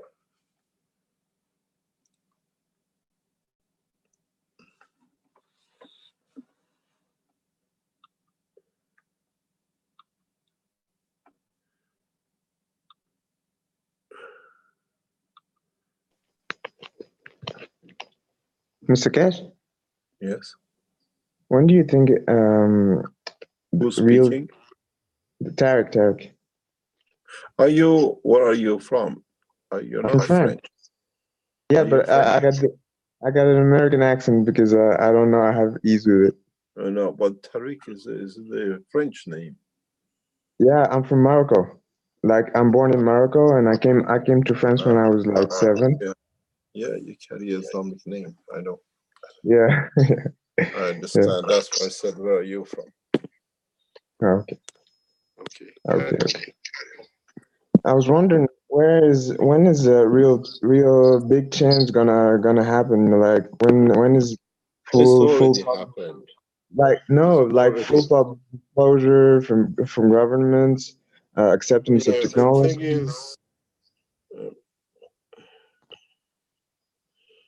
thing is, everything has happened. As I said, the whole progress, we are not relying on governments to do. We are not relying on others to do. We carry out our own agenda of work of peace. And in a very, very short time, you will see, because there's a lot of work. A lot of work has been done by the foundation in the background. A lot of work has been done by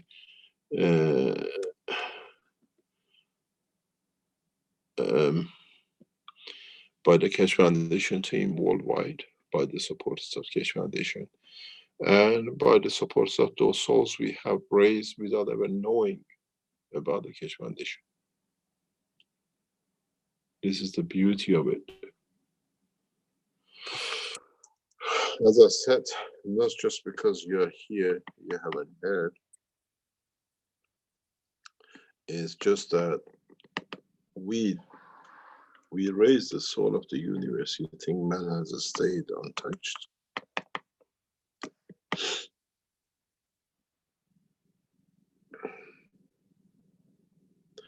It's the time to change the mentality. It's the time to bring the total change through. And it's not that we are committed to it, we have the control of it. One of the things which we follow is that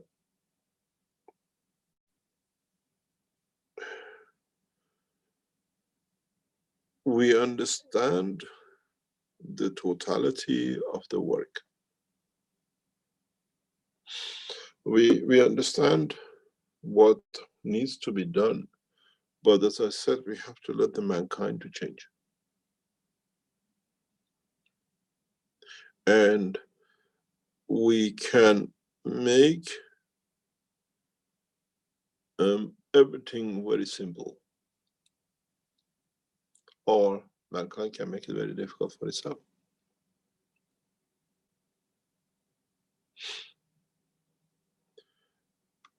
We have the knowledge,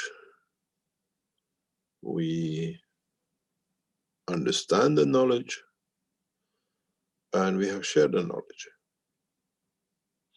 So it's for mankind to decide if he or she wants to use the knowledge.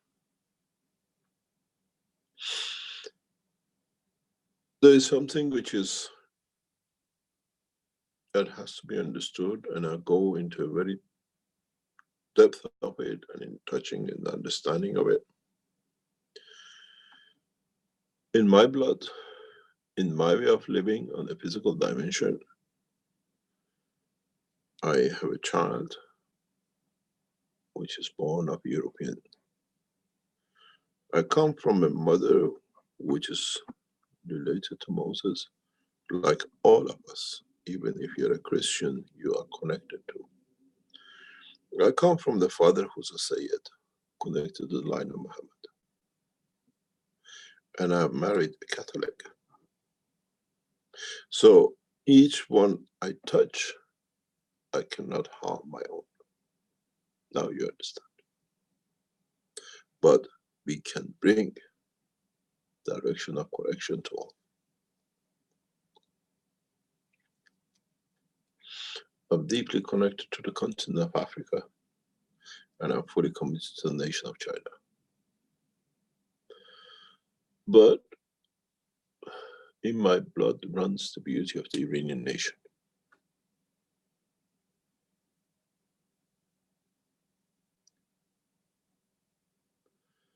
I cannot harm, but I can change. When we say we can show, we can change the soul, and then the physicality changes. We've seen how the physicality of the man coming from Africa has changed to white color through the operation of the soul and the environment. A lot of adjustments changes the color and the behavior. If what we done, we can reverse it too.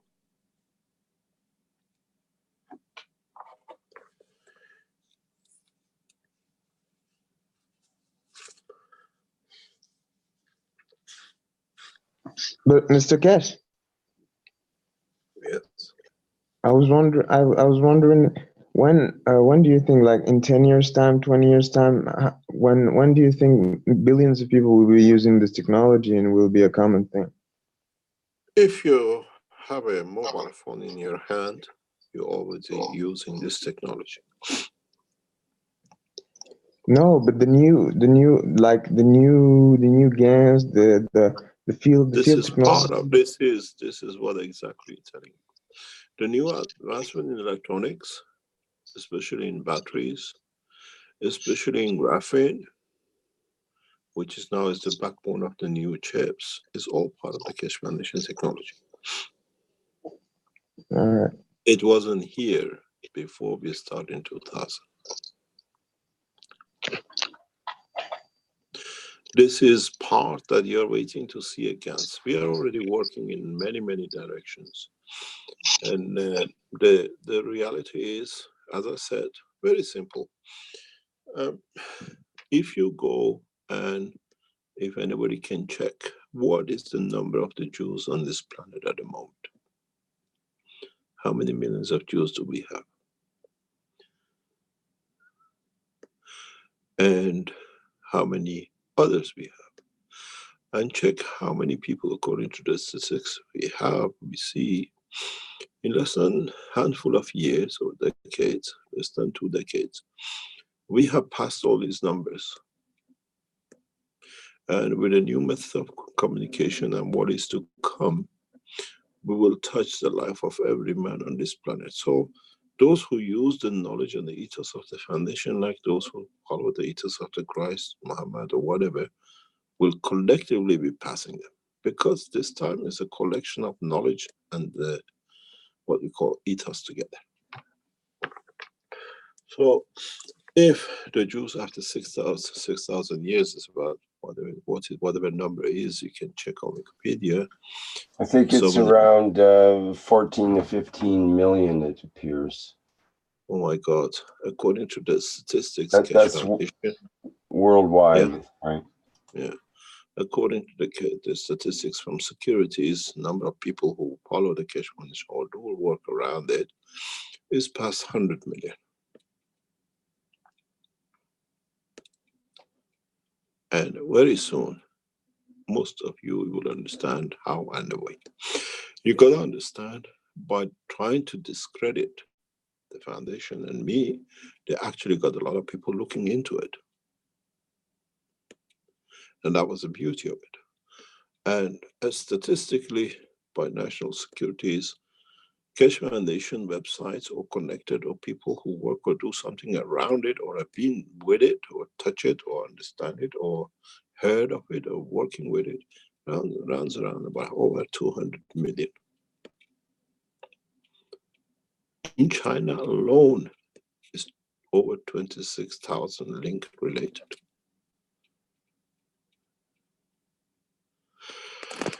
The problem is very much, if they tried, if you remember, Wikipedia took it and they put it off, and they didn't that because they thought by taking off the Wikipedia thought they were really clever, but other organizations are bearing the flags of the Keshe Foundation and internet very heavily. And the promotion of the knowledge is within the structure of the people, not the government. So if you call it as a way of thinking, as an ethos of the work, we are bigger than the Jews. And it took Christianity 300 years to become significant numbers. And the Muslims with the sword increased themselves to a few million in the time of the first 20, 30 years. With the sword of peace, we have passed the totality of what they achieved in decades and centuries. But we have achieved more touching the soul of the man.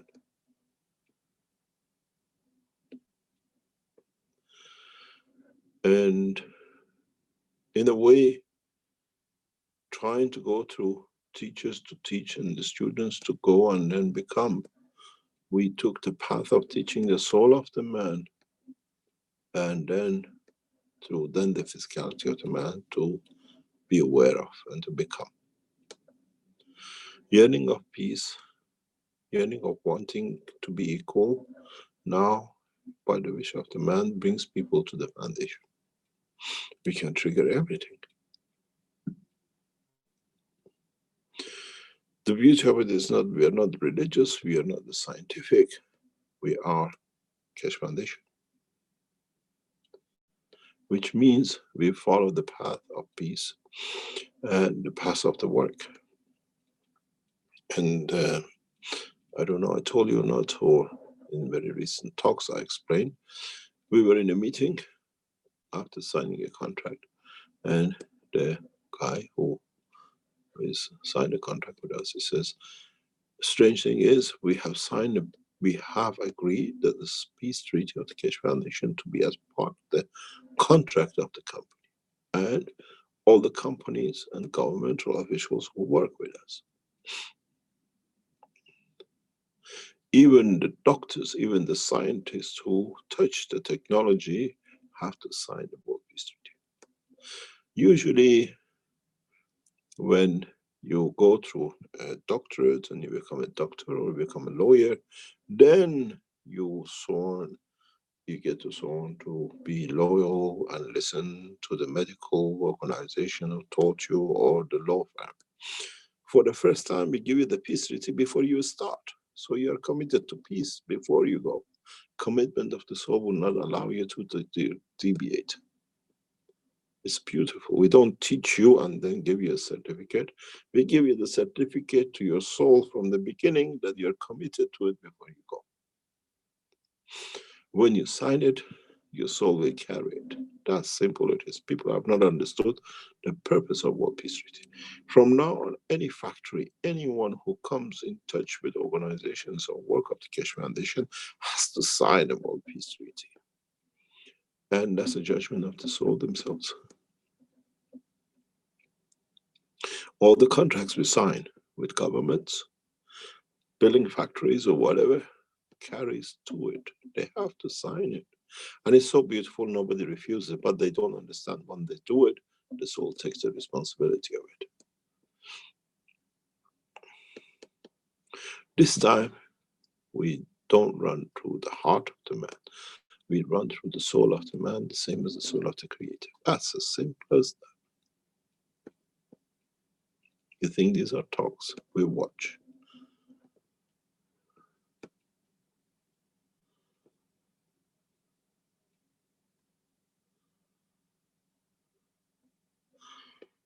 It's the choice mankind makes through his soul, not through his physicality anymore.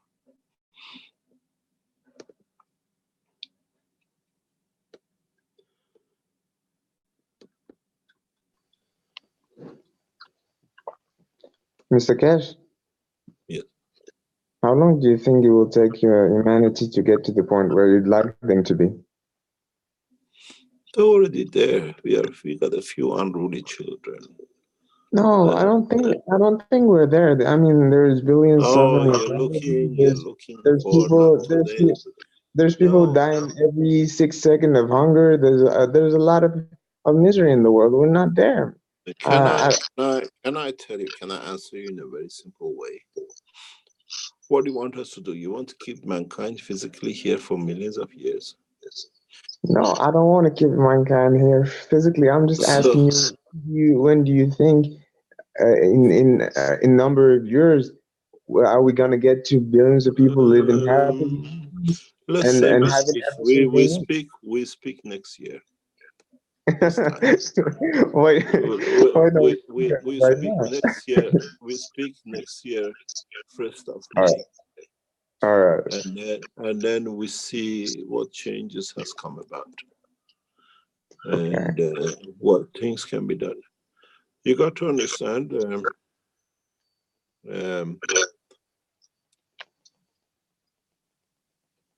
mankind has worked with the fear. With our teaching, we work with the pleasure. When we have to interfere, when we give a warning, we don't warn to destroy. We warn for the change to come. And we enforce the change.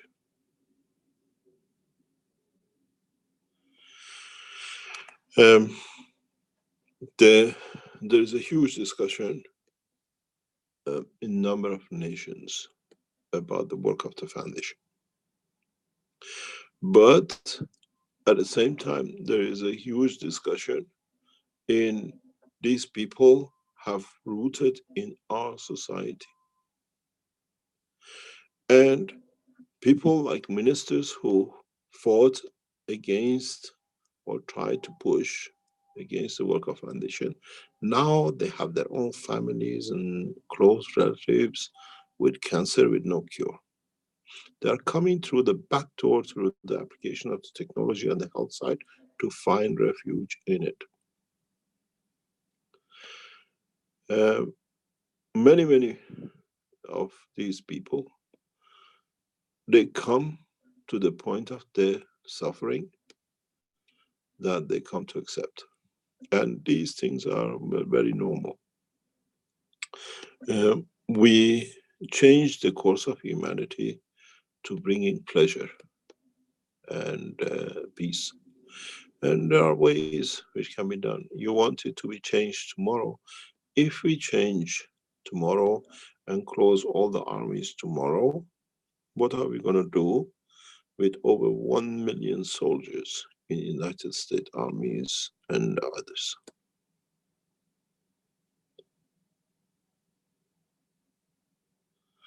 We have the same mayhem as we had when we opened the Western Europe to the Eastern Europe.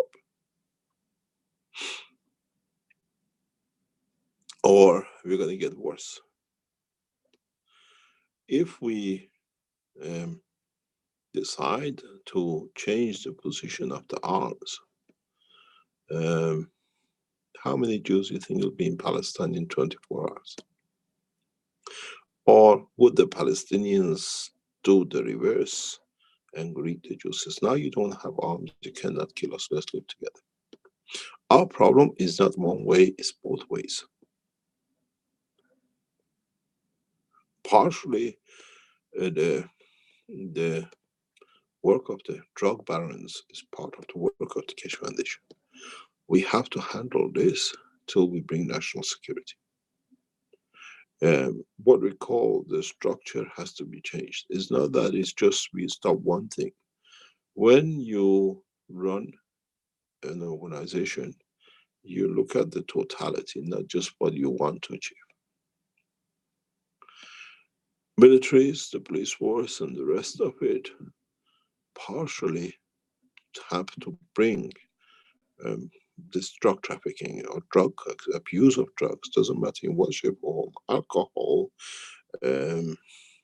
cocaine or whatever, under control. And who's benefiting by these? We have to bring under control. Or we have an option to make another choice with it. Drugs at the moment is one of the biggest stumbling positions that we are not interfering. We have the solution, but we have to solve this problem.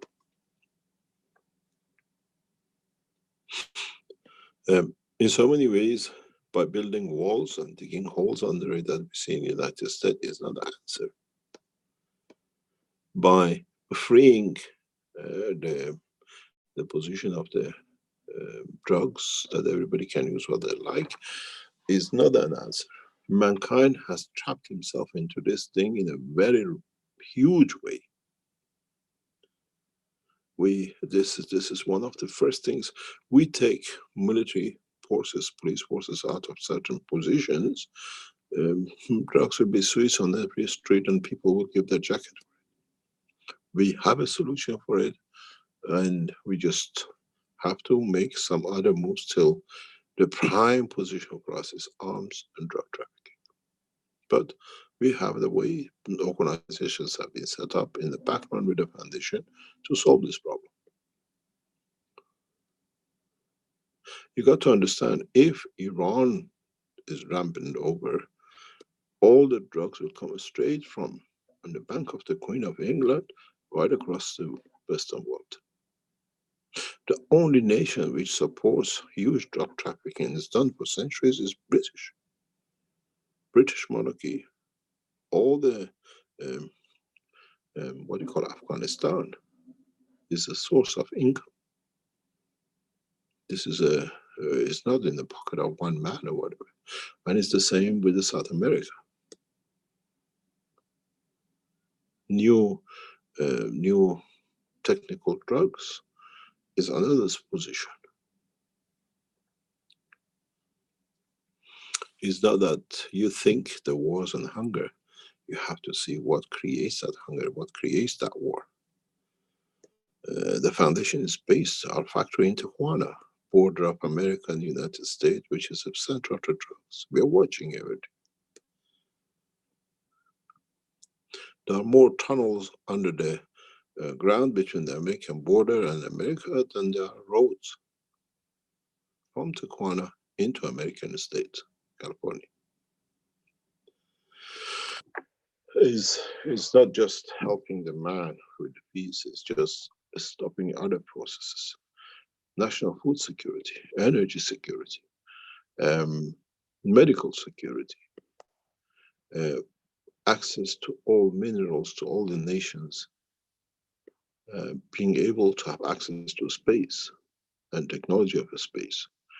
In the coming weeks, you will understand about a call of the building of the first international spaceship government or organization.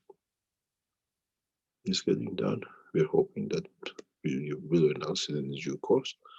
All these needs to be done. It's not just stopping the hunger. Hunger has never stopped on this planet. We cannot stop it. But if we find and develop technologies which is in our hand, that through satellite feeding of energy, people can receive what they need, which is the next step in development, is no nation will go hungry.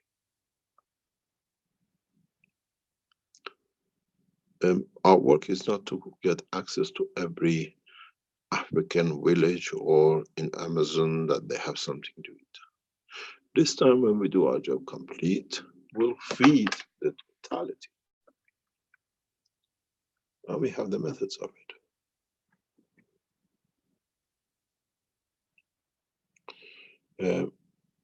Running one nation government is to look after all of it, and it's not just to do one part of it. Eradication of hunger, eradication of food, what you call poverty, it's part which has been the cause of the development and progress of the human race. Some nations live through it and some nations work through it. And we have as much poor people in Europe than we have in India.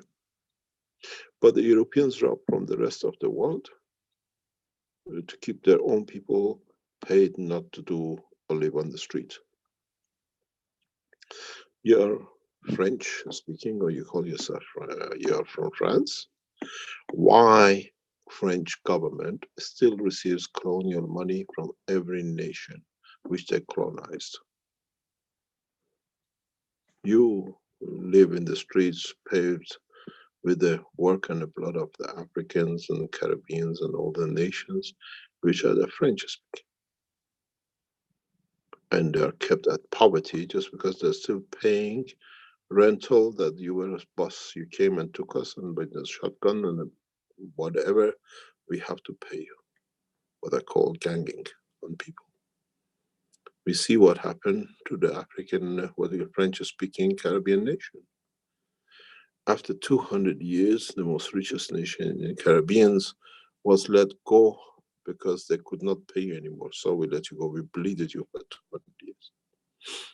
Every French country spoken is still paying billions of, up to 30–40% of their national income to France today under different banners and name as cronyism. Why?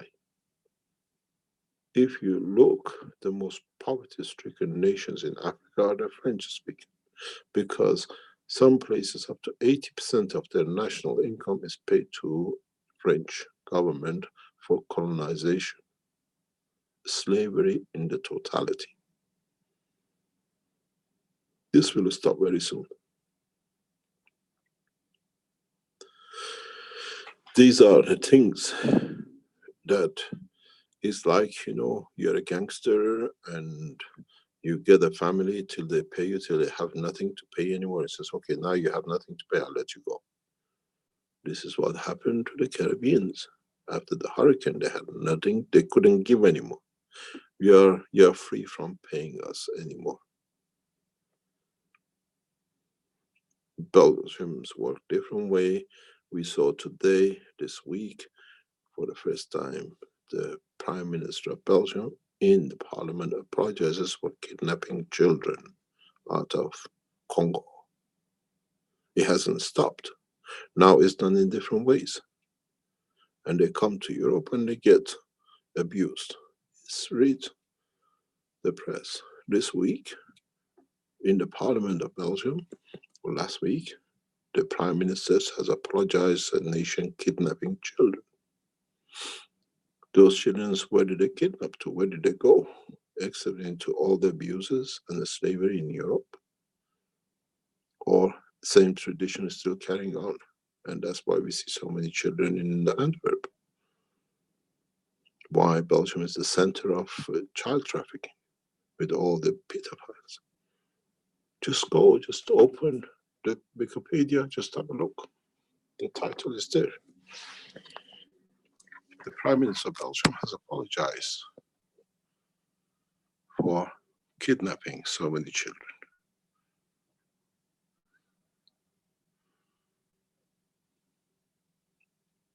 Just press on it, it'll come up.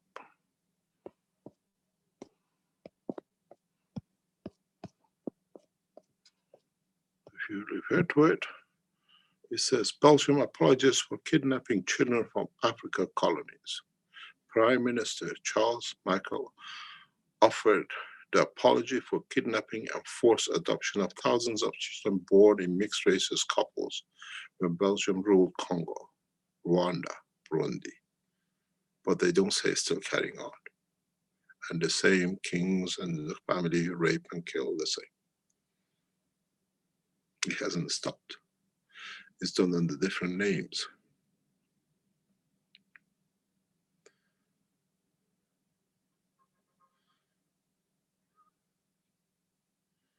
All this needs to be sorted.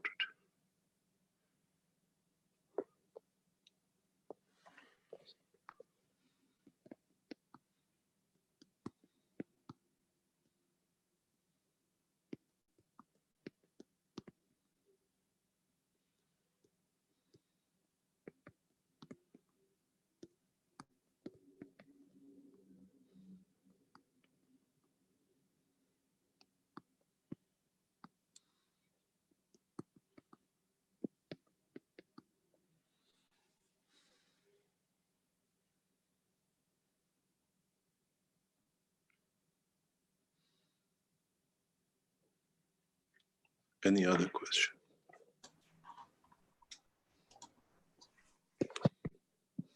Thank you, Mr. Keshe. There was a question from YouTube from Andrew, and he's wondering what happened to Atlantis. Were they good people that went bad, or did they leave because they could not live with all the rest of the man's murder? Can you repeat that? He's saying, what happened to Atlantis? Were they good people that went bad, or did they leave because they could not live with all the rest of the man's murder? Atlantis is not just Atlantis, it's happened to many cities. It's a part of the nature of this planet.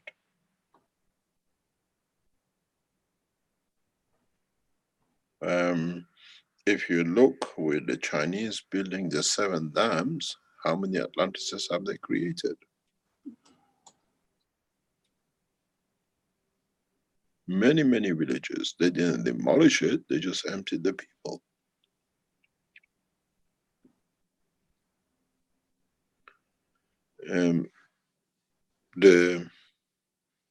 The history of a man is very, very, very simple.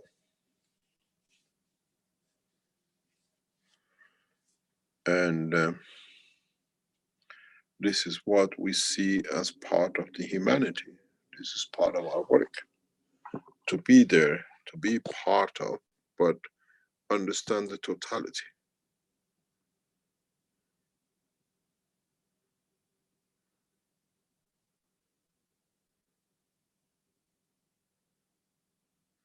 the atmospheric conditions is very, very normal because of this planet. It's partially this planet which causes the behavior of the man.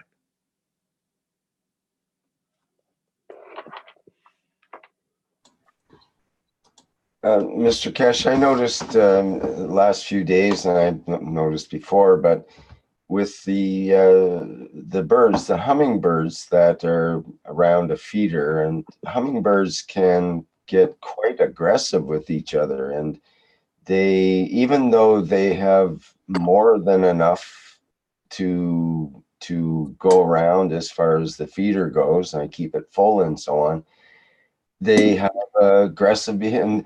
Here's the most beautiful birds in I think in the world, and they're so delicate and so beautiful and so aerodynamic in the way they move and so on. They're incredible, and yet they bicker with each other. They essentially are like doing these dog fights, and they won't allow each other to feed at the feeder, and they spend, it seems like, most of their energy defending their position at the feeder. And I'm wondering, and if we look at most animals, they're, in a way, they are into their self-preservation, and they need to eat other animals or other things in order to survive normally. But it's hard for me to understand. I feel like going out and telling these hummingbirds, can't you guys just get along? But it's true of all of the countries of the world and the people of the world, and even in our interchanges as individuals, we often just don't get along with, especially certain others that are not of the same type as we are and so on, or same color or whatever conditions we put on it. Is it just part of being on this planet, or is there a major upscale that we can look forward to sort of resurrect this situation? Is part of the condition of this planet. This is what I tell you. It's not just changing the man. Man will see the animal fights and he start fighting again. You need to elevate the soul of this planet, and this is what I keep on repeating.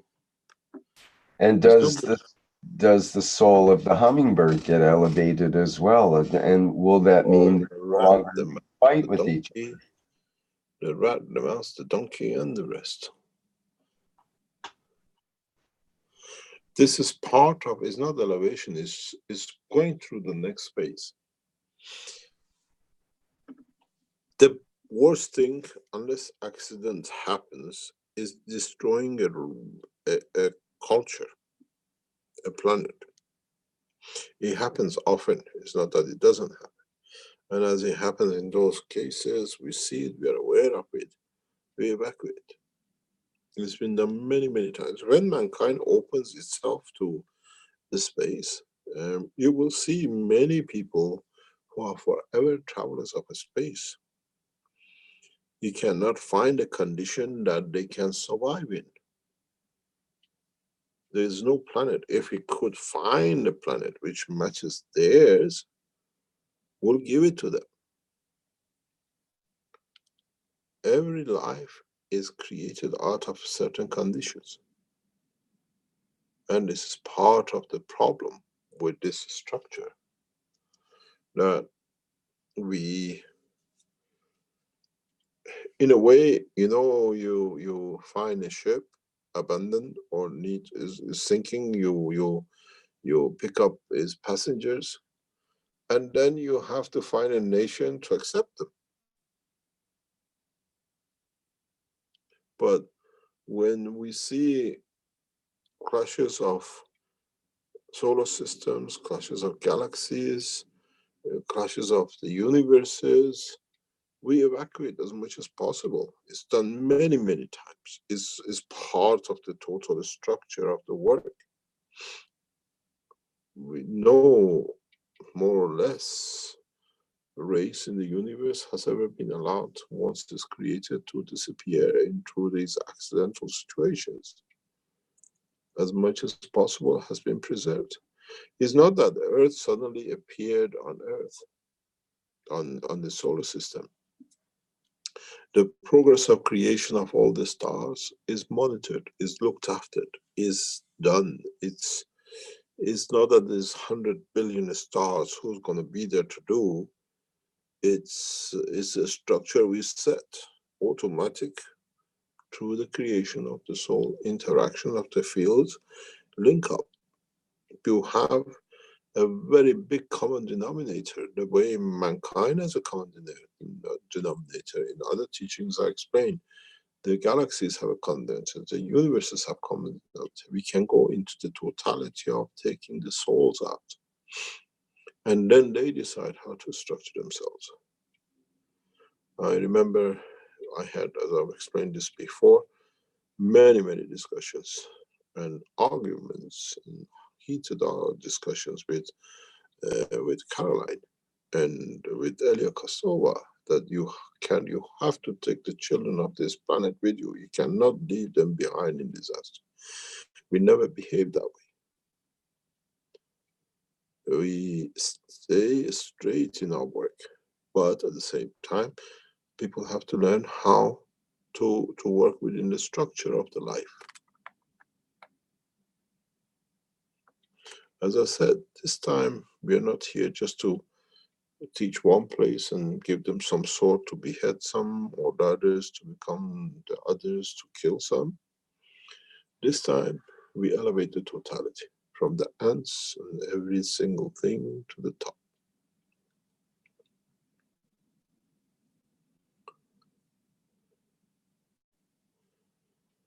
It is we had a very interesting view in the near future. The foundation will release a scientific paper on this. We are doing some tests in a very specific way, that how we have managed, we've done, to convert the physical body of the man into nothingness. In a way, we tested the flesh and meat. What you come, the structure is more or less nothing but water. Is a specific test getting carried out by in a science laboratory with scientists monitoring it. We created the condition. What we see is literally no flesh. We have created a flesh condition in a normal atmosphere. We see worms coming out of it and everything else which we are used to. We have created a condition very much like when you put a man in a coffin. And we have created a new environment condition which we wanted to look as part of the creation of the soul of the man and the physicality, which we create a condition. And we see more or less the physicality come to nothingness. It's a very scientific work. It's not just something we done for randomness. And this shows that we can hold the essence of the soul without a physicality. The scientists working with me, they don't understand, but it was set up to do this. It's all getting pictured and photographed, that in the future we can explain and we can see. The structure is set by us in different conditions, and the scientists in the research laboratory just monitoring it. We made everything together and now it's in that position. But in that process, when the body turns into this position, where does the soul go? We can control the soul. We can make replication of the condition of creating an environment for the soul of the cells to stay. Soul with the soul of the mind. And these things are part of the development of the technology for scientific world to come to understand and come in time with it.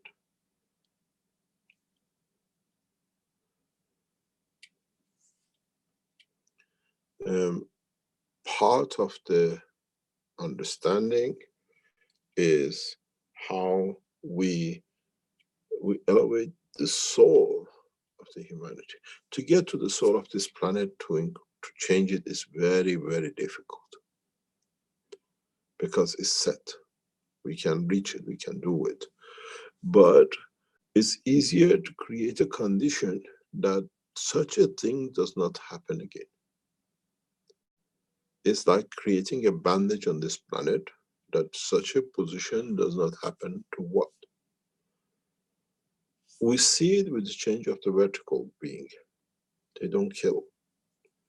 So in the process of the elevation, the mankind, or the, what I call vertical people, will change into that position.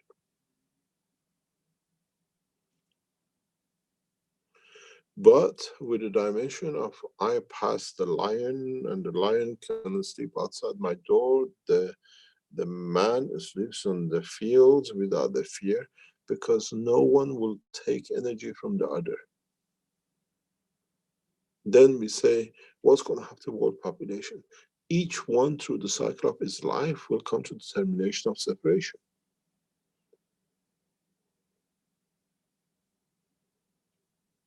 And in that process, we see a lot of changes. You know, I explained this before, and maybe I what I call shoot at the with the arrow into the belly of the whole target in a way. There are over 10 billion mobile phones on this planet. We estimate maybe 100 million people have not access to it out of the 7 billion, maybe even less or more, roughly in that region. Even those who don't have, somehow they have interconnection with it. Through understanding, in one of the teachings I explained in a way you understood. If you remember, in 1990s, when the Western Europe opened up to the Eastern Europe, there were a lot of military satellites to follow the Russian military, to follow where they go, what they're up to, if they're going to have nuclear weapons. There were hundreds of satellites above us running around in secret launches to spy on the others, to protect their interests. When the 1990s came, as we discussed it before, there was a surplus of all these satellites. There was no use for it. And one Jewish guy from Tel Aviv came up with a mind that, because he was military minded, that we can use this technology of the satellites for GPS. And he developed it, and he brought it, and he showed it works. And in 1991, 92, became the backbone of the present GPS as we know it, by one Jewish guy out of Tel Aviv. And so the surplus satellite capacity became availability to a new knowledge, and then on the back of it and the needs of it, we saw more development in wireless communication, mobile phones. You got to understand, the soul of the man is made and works through the same, and we can transmit the same to soul of all the mankind through the same way to change. You already have the tools. We don't need to develop tools for it.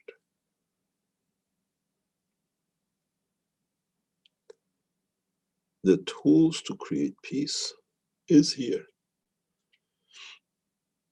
As I said to a military man in the past, very recent past, you tell me how many ships where and how many submarines where to disable electronically.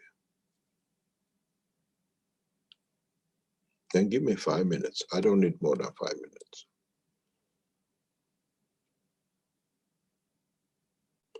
But when we exercise such a thing, when the American Navy has no teeth to bite, and the Israelis know up to now they were barking because they had a big dog behind them, you think Palestinians going to leave them?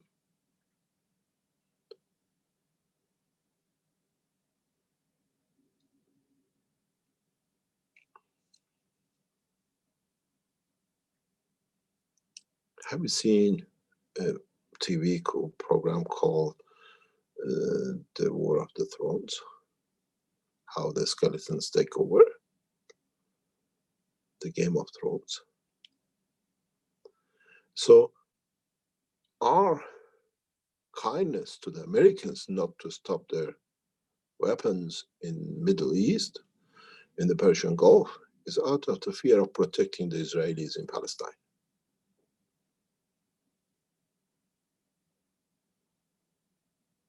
If I make a decision to bring peace through disarming, you see which nations will go for what.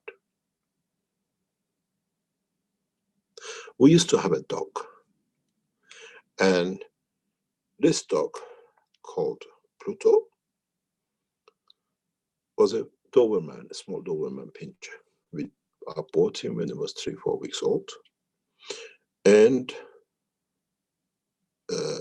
as you know, animals live on a alpha head.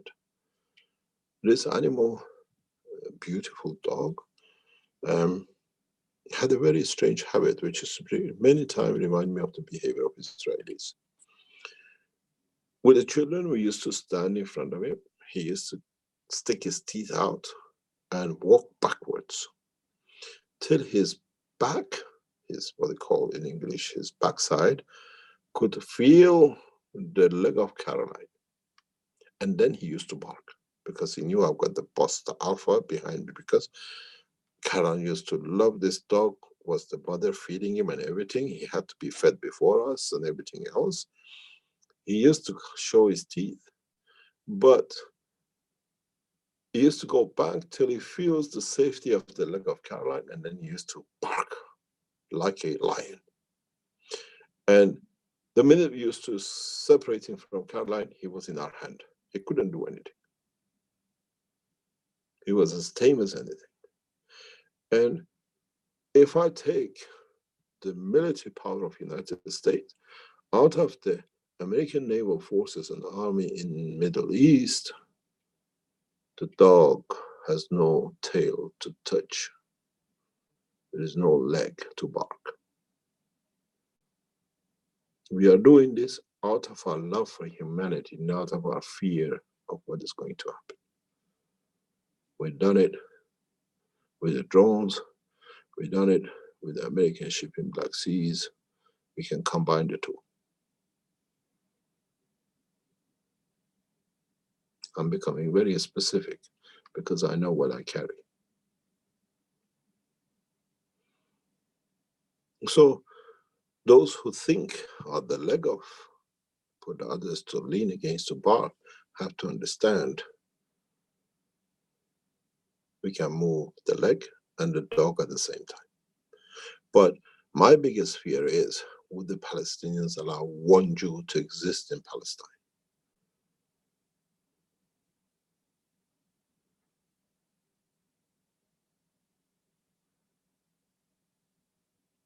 Or, as I said to the Israelis, I feel sorry for those mothers and the fathers who will never see the children.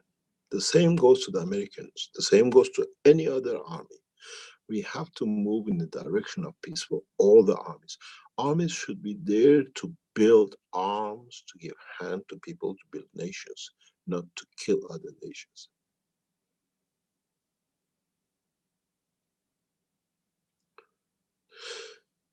This is what my problem is. I have fought for the right of Palestinians over 30 years in my business and in my work. I have fought for State of Israel to stay correct. But the time comes that many people have to understand that the mankind has to move in one point or the other.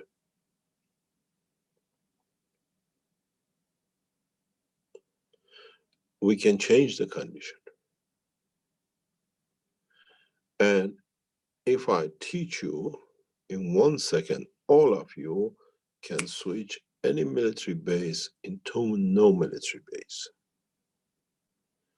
And always remember, as I said, when the Americans in Frankfurt managed to get the Berlin Wall down and they had to move out, they thought on top of the aircraft hangars, because that time Frankfurt airport used to use one side military, one side with Americans, one side by civilians. They wrote on the top of the aircraft hangar when they left Germany, mission accomplished. Huge. So I can accomplish that mission too. Take arms out of humanity. Our concern is drug trafficking. Our concern is other nations taking advantage of it. And I'm sure if the Israelis refuse to sit on the table of negotiation with us very soon, there shall be no state of Israel. Because when we take the leg of the Americans out, they have no tail to stick to nowhere.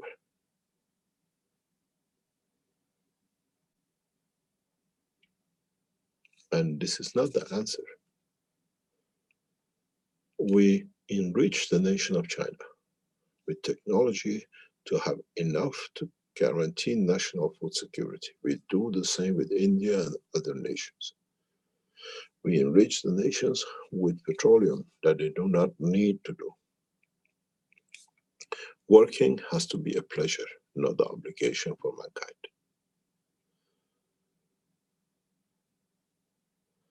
And working has to be to elevate the soul of the others, not to kill the other souls.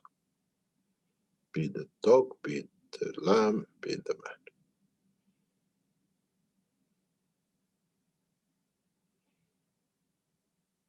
My path and the path of many world leaders is the same, but one nation has taken the rest, and now what we saw coming up, I release a technology that no one needs to import anymore.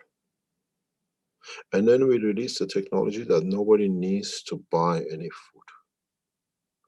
And thanks to the Americans, they have launched enough satellites that we can do so.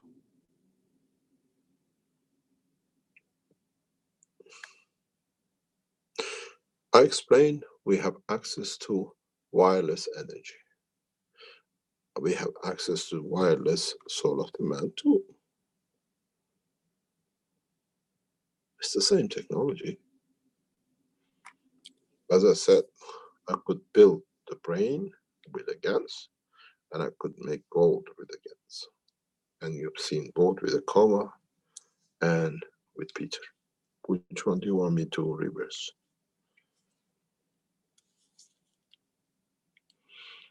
I've taken the path of peace, and as I said last week, we have created a condition, and from now on we can enforce it.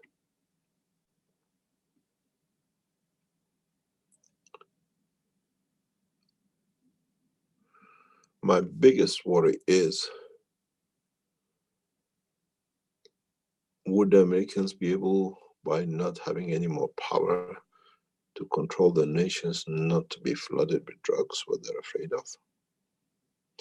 And my biggest fear is, would the Palestinians learn from what the Israelis done to them not to do that? It's easier to make the Jews a Muslim or a Christian than killing them. With the touch of loving them, you can change them.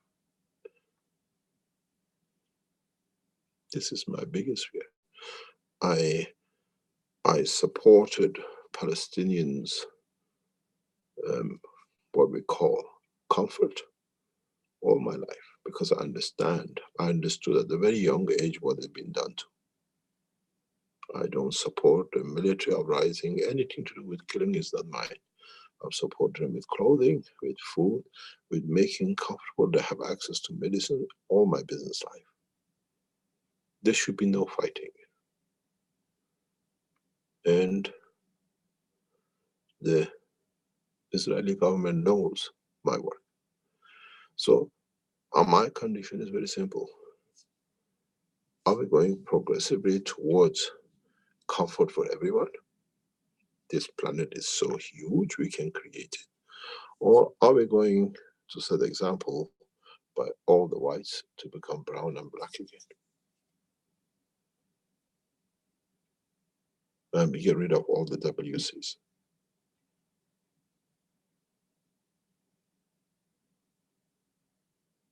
This is the problem. I'm not preaching anymore. You will see our actions very soon. I just wonder if the American administration is prepared to let Israel go, because that will be the consequence of it.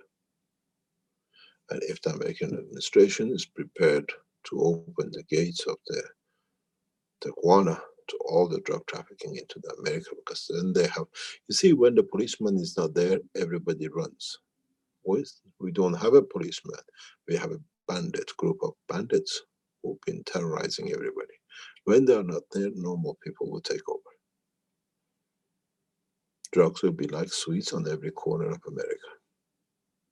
We can protect the rest of the world. How many zombies can cultivate? And how many zombies can attend NASA to launch any flights?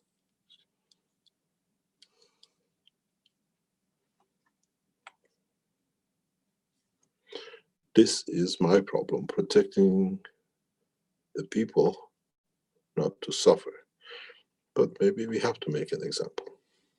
And we are getting to that point. Making all the whites black is very easy. They came from black to white. We know the code, we know the gene, we know the access to the energy path. And I said, last time, we can grow a toe in one day, or we can grow the toe for 6 months. We know both which way. The knowledge is the secret to our enforcement, not out of fear.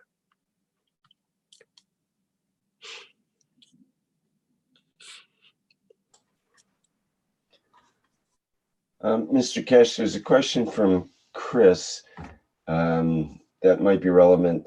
Is there any Earth in the cosmos where similar violence exists as on this Earth? Are teachers working there? It has been. That's why we do the path this way. We're doing it out of experience. It has been. Always is. You see the progressive, there is something misunderstanding in the world of cosmology. Up to very recently, man was thinking if there is any other planet. Yes. And if there is a planet with the water and blah, blah, will have life. So,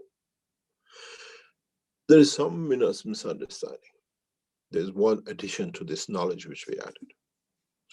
You will find, yes, there are lives, but it's mono-life. Which means because of its not variation, lives a peaceful life. If mankind is looking to find a planet which has the replication of this planet, and then you see all the problems, not only you have to look at the planet which is the same distance from its sun, the way now they say they find 1,500 or 10,000 new planets could have life in it.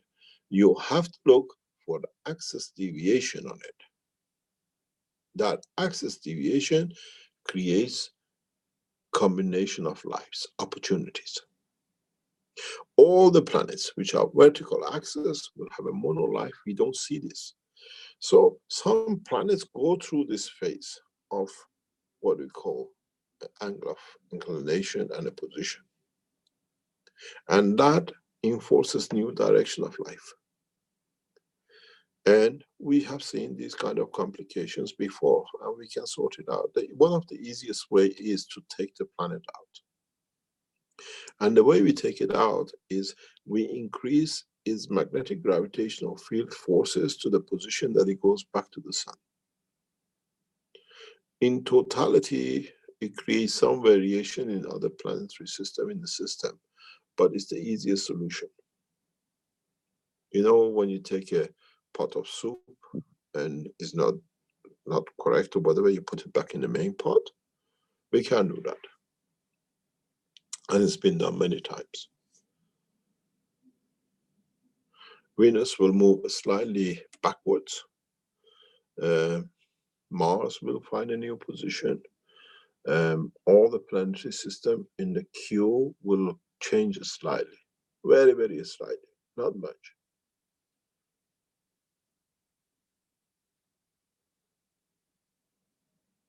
We will see change in the planetary system.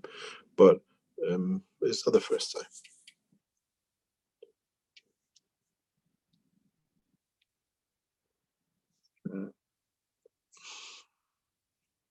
It's very, for, you got to understand, the earth is a speck of dust. It's not a mountain to move. Even though mankind thinks it's everything, because that's your cage, you're used to it. For us, it's just a speck of dust.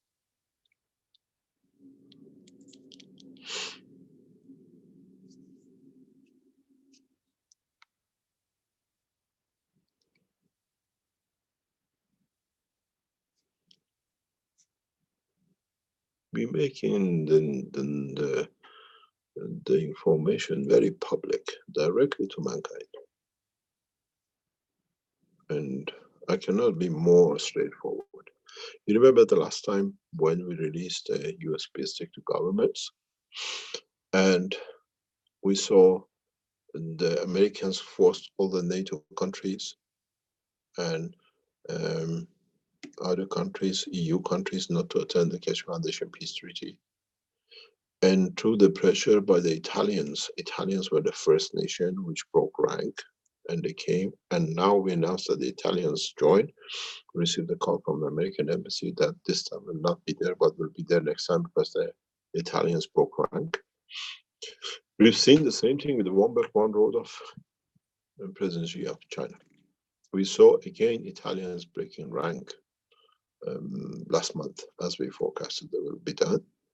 And now in the past few days, past week, we've seen now Austria and Switzerland have joined the rank. And they'll be rewarded accordingly for their work. But we'll see that the peace work of the President of China will go through Western Europe very rapidly in the next few months, because the structure is broken up. And this was a very right decision by the Chinese government to give a big reward for Italy of $900 billion for them, as they needed support to bring open. And we saw in the meeting of the Belt Road last week, $64 billion commitments by the Chinese government has been given to the world nations to bring that peace. The work of American government has to follow the Chinese pattern, which means to support nations, not to deprive them. There are some disturbances regarding the financial commitments. They say the governments will become debt dependent, but with the development and the support of the Keshe Foundation technology, we allow the nation to support themselves through the technology of the Foundation's industrial zones to pay for the financing of the Chinese technology and development. In a way, we have taken the last question, which was a burden, that the countries become debt driven. Now, with the structure of the Keshe Foundation industrial zones, in parallel with the work of the One Belt One Road, we allow the nations through their own work to pay for their own developments in conjunction with the Chinese work. Which means now the peace process worldwide on equality of science and technology is taking a new shape. You will see the work of the Keshe Foundation across the planet in a very strong way in the coming months. We are committed to peace, and we work with the nations which commit themselves to peace, like the Chinese nation. Both work inside and outside China. So the stigma that they were trying to attach, that Chinese One Belt One Road is death-driving the nations. Now we are giving a technology with a full industrial capability with the Chinese backing finance and outside to build nations that we all become rich and independent.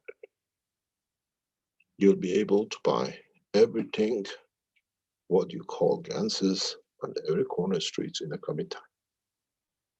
We're committed to peace. Our work is committed in conjunction with the nations who work with peace. I'm loyal to the Chinese government and to the government of President Xi and the Chinese CPC, because it's the only way through One Belt One Road we can break that pattern in.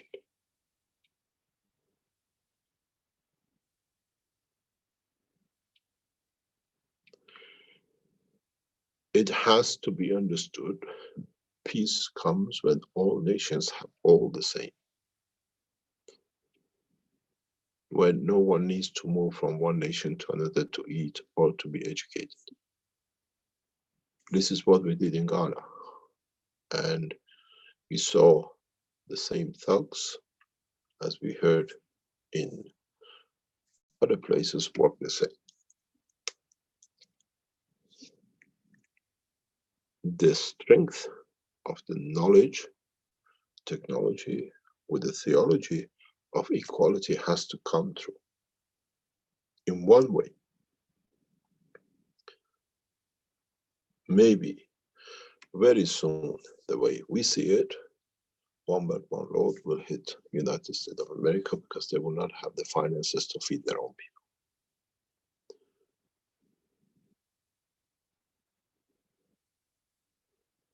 And even we are planning, we are foreseeing that situation, and we are structuring the United States for such eventuality.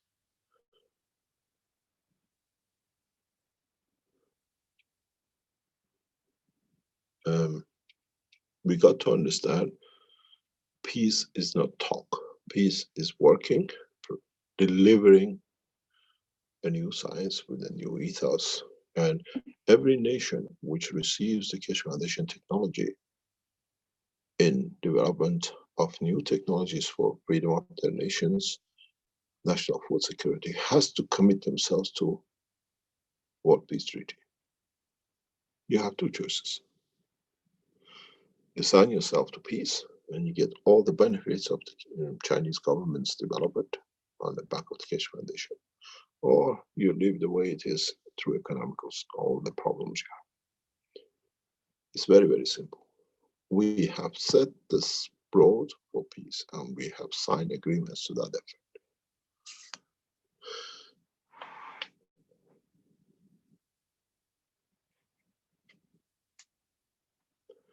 We don't speak from the point of weakness, we speak out of the point of correctness. And you will see.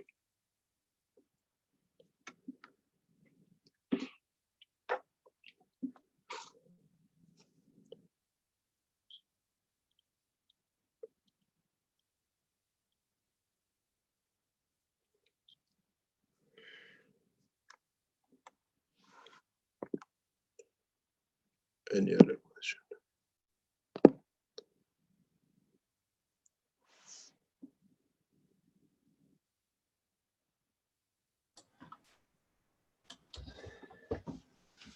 Well, we have a couple of other questions. We did have a question from Fo, who's no longer here right now, but he was asking regarding the hummingbird example that I gave. He says, is the unstable condition like in the hummingbird due to that it is at the level of the nitrogen field strength? There is something called with the animals, is not the food, is what we call a spread of genes. Whoever has the food can spread its genes, if you understand what it means. And this is the problem.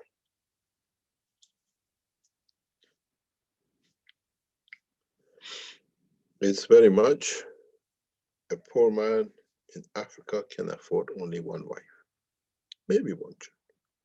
But when you become the king of Saudi Arabia, you have 84 children and untold number of wives. It's as simple as that. The same animal behavior.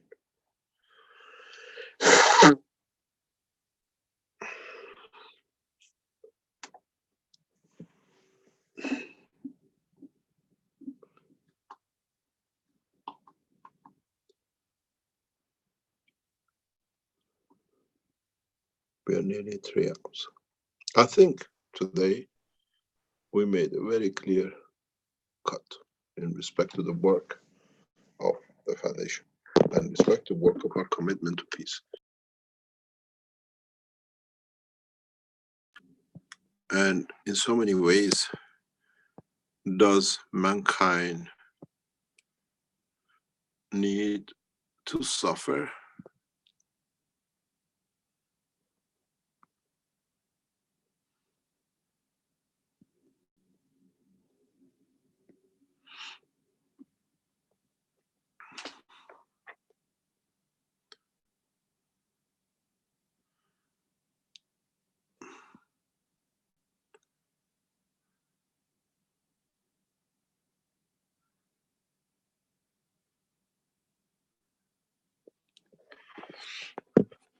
And in so many ways, I think commitment to peace needs people who are peaceful like you. And one way or another, there are all the tools available to carry out the work of it. It's just understanding it is the problem. As I said, when there was no use for satellites and somebody knew there was a lot of empty satellites rotating and they came up with the GPS. When it was put on the table, it looked very funny. You could understand there was a need of it, but to us was something unthinkable. When the guy who developed it started explaining to us the advantage of it, and he sold it on the advantage of it. The first company set up in England called Blue Planet, which was the first time GPS was brought out. The inventor explained it in a beautiful way. He says, do you know the truck drivers, the big companies that have hundreds of trucks? They don't know where their trucks is. The truck is companies, but the driver takes it, loads it anyway. He likes does private work. He went to the companies and says, you know, you have the trucks. Do you know where they are? Do you know how much you pay for the fuel? They said, no. He says, from now on, you can say every second when they are. And he demonstrated it the peaceful way. And it was sold like nothing. Just go on the internet and look at Blue Planet, 1991. And these shares were on pennies when they set up the company to about £9. And then too many people got in, it lost its value, as they couldn't manage their growth. It was brought into Leeds by the scientists and then into Manchester. And part of the Manchester business people, we were asked to support it. But a lot of people couldn't see any use for it. And now it's turned up that all of us were using our mobile phone and everywhere else. The present GPS, the way we see it and what it is a brainchild of the little Jewish boy from Tel Aviv. And backed by the Jewish community in northwest of England to become what it is now is more wide use. And only sold on peace application for all the applications of it. And now the same satellites are available to us, but in bigger numbers than 30 years ago.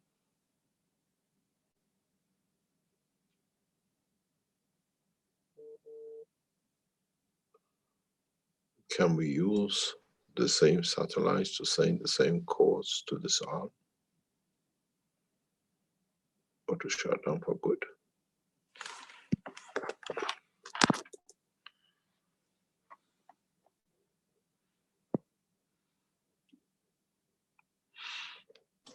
Mr. Keshe, we have Krasmir that's had his hand up here. Perhaps you can take one more question before we end.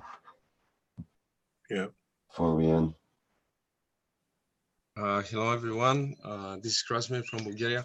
Mr. Keshe, going back from two workshops, I was wondering, you said something about the soul of physicality being in the center of the heart, and let's say we know the soul of totality is in the center of the brain, and the connection that you said might be relevant is the breath and the breath work. So we know that from the yogic teachings of pranayama, they use the breath to consume energy, as we know that we do through our breath, and they use a specific techniques to control the breath in a different way, that they create different conditions and different states of consciousness. And I was wondering, would that might be the key to connect the soul of the totality with the soul of physicality, and thus being able to control the fields and get into the position where the soul, the soul of totality is enclosing the soul of physicality? Partially you can do that if you wish so. And then what happens when the soul of totality takes over? Where you're going to get your energy when you can't breathe anymore? Because you become part of the totality. Wouldn't you be able to consume from the energy? And do you need to breathe? You understand? Yes, you need to. So it's better to work through the soul of the totality than actually through the physicality. But in a way, it's the passage to take over. If you in a way, if I take your knowledge one step further, is by diverting the energy of the soul of totality to breathing capability, as you call it, of the physicality, then you can give birth back to the physicality at any point. In a way, you decide when the electron goes out and shows the total element, or is within and it manifests itself as a plasma. And this is when we look at it and at a higher perspective, but we're trying to make something like a first step towards this connection, because once we make it, we're able to maybe go the path to being able to do what you just said. But this I think is that rewarding it is not this connection, is more direct connection, that it can control both. It's looking at it in two different ways, but at the end the same outcome. But and sorry, carry on. Isn't this in a way a third entity that's being in place? Now I explained to you, is the neutron third entity or electron or a proton which comes from neutron? The totality of both? Yep. Mm-hmm. You have a beautiful bird singing in the background. But yes.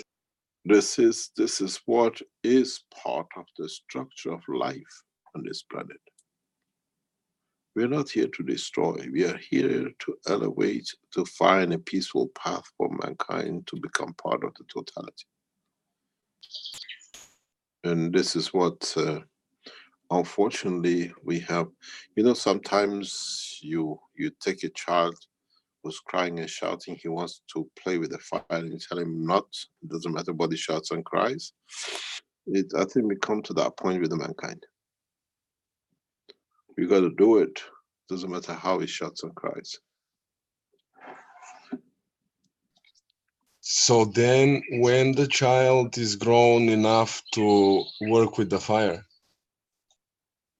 when he understands, he can enjoy the fire and the beauty of it, he doesn't need to cook with it, and doesn't need to use it to burn a house with it. It's the same fire. You have to decide in the position of it. The point is that, as I said before many times, and maybe with what I explained today, you understand more. It's the job of the leaders, world leaders, to create condition of peace and security for the nations. Each world leader is responsible for area which they are responsible for. Keshe Foundation is in one planet, one nation. Is supposed to see that all nations benefit by it through one system. This is the declaration of one nation, one planet, one peace, one race. We allow the governments to participate in development, but the same, they are responsible. As you have a village, you have a head village, you have a city, you have a mayor, you have a country, you have a head of state. And now everyone is responsible, answering to one nation, the totality. Not on the United Nations. United Nations committed more murders than anybody else. Has no credibility.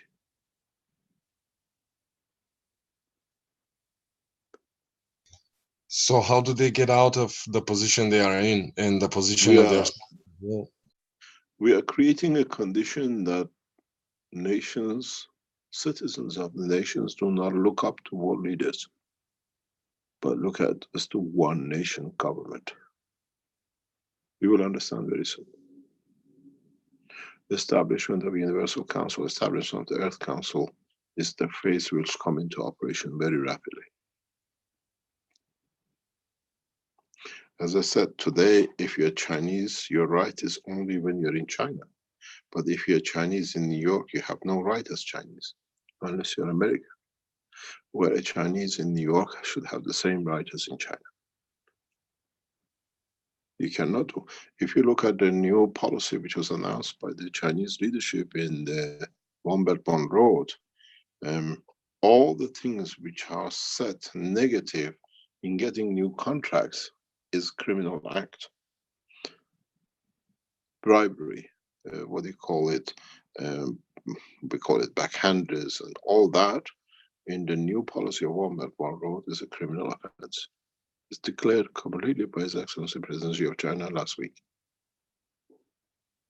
So we are getting through, we are creating a condition of equality and condition of delivering the equality. As I said, now clearly we start the governance through correct conduct. And is part of understanding the totality, even though we have to explain sometimes here and there what is going on. The technology is complete. You see, if you remember years ago, if you go back to 1970s, when after 1972, when the oil crisis went from $2 to $4 with the Shah of Iran, and that was the start of the demise of his kingship because he increased the oil prices. There used to be at that time into early 70s, mid-70s, a lot of Iranians around the world because we had a lot of wealth we could spend. And we came with a very good name. And then the Chinese start making wealth in the recent past. You see Chinese everywhere. When you create a wealth to a nation, you bring peace and you bring people to be educated. We saw it in 1970s, 80s with Japanese. Suddenly Japanese had a lot of money, even though they destroyed the Americans' harbors and everything they created with the open arms because they had the money to spend. Money is power. We saw with the Arabs, with oil. Now we see with the Chinese. So what this shows us, the governance, if the governments create a condition of wealth, not necessarily security, not the wealth, is citizens become peaceful people around the world. So now as a one nation government, we are creating that condition in conjunction with the Chinese government and other governments who participate to be part of it. The process has already started very recently and will deliver what we say, and we can do it on our own or we can do it through the cooperation and setting up of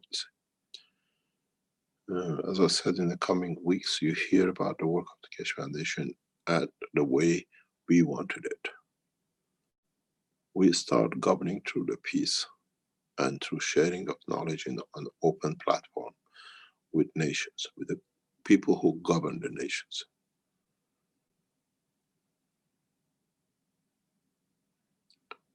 We put everything on the table and it's their decision.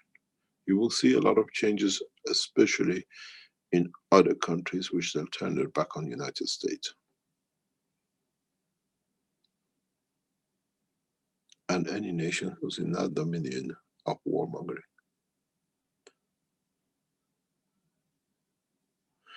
And my biggest wish and my request from the Islamic world is to be gentle and kind with the Israelis. Do not make the mistakes. Open your homes and your doors and say goodbye to violence. Not to take revenge.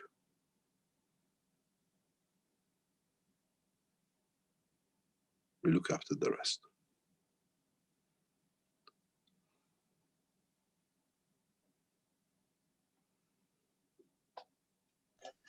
Thank you, Mr. Keshe. Thank you indeed.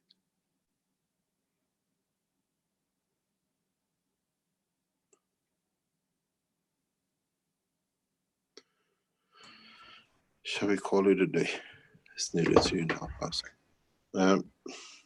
Hopefully, and those of who are around Keshe Foundation will be informed of the new changes which will run very soon. And we have our, what you call, head of the Keshe Foundation. And today is the first day of the teachings of the new month. She's pushing me. I will have to show the magazine. The journal is ready for May.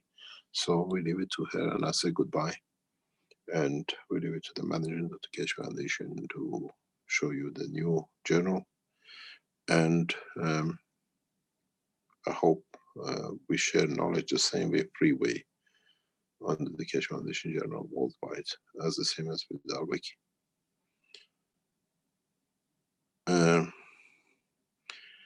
What we need to do is to understand that share your knowledge freely and bring peace freely. Some of you might see your way the correct way, that you have to do it your way, and understand simply, we are here to serve humanity. And we are not here to serve one nation, one race, one color, one religion. Doesn't matter if you're a Jewish, Muslim, Buddhist, Baha'i, or the rest of it. You just got to realize with today's teaching, all you have received over centuries and thousands of years is from the same soul, from one teacher.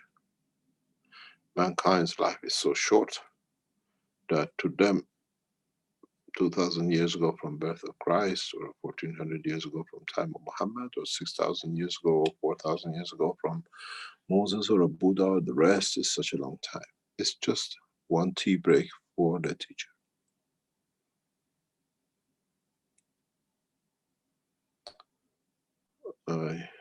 I have a very clear message for those who think, who can spread their wings and do what they like. You gain the knowledge through our knowledge. And when we gave you the key, we know the antidote for the same key too. My advice to the American administration is, do not let us use our power.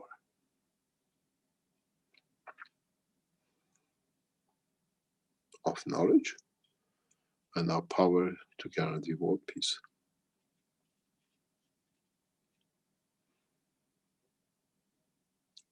When the American ships get abandoned on the Strait of Hormuz, they have no engines to go nowhere.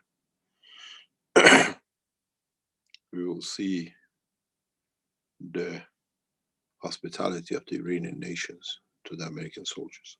We will not let you die. We'll take you to our homes. We look after you, we feed you, and you are one of us. We've seen this today in past few hours. We thank the state of Saudi Arabia and the kingdom of Saudi Arabia. Exactly the same thing with the Iranian oil tanker, which they helped. They gave them home and they supported for the tanker, which is abandoned. It was broken down. Therefore, the blood is of the same color and of the same strength. The Saudis did not leave the Iranian crew on the high seas. They gave them home, they brought them to port. And we thank the Saudi government. This is the hospitality and the love of the Middle East. And what we see, many Americans in the Iranians' home when the ships is abandoned, that's not working, the same as it happened into the Black Sea. You're welcome home. You came from the home and you go back home. And the same process has to be completed by all the nations. A strong nation like China, with the financial credibility and the strength, has set up to create that condition of peace internationally through One Belt, One Road. And we have given all the scientific support to be able to share not only the financial strength, but the knowledge through the same program. We thank the administration of His Excellency President Xi. And at the same time, do not test us, because if I'm tested, even though I have cousins in all sides of the world, the behavior of the nation has to be correct. Does not matter where they are. Thank you very much. I'll leave it with the head of the Keshe Foundation to show us the beauty of the new journal and see what we can learn. Thank you very much for today.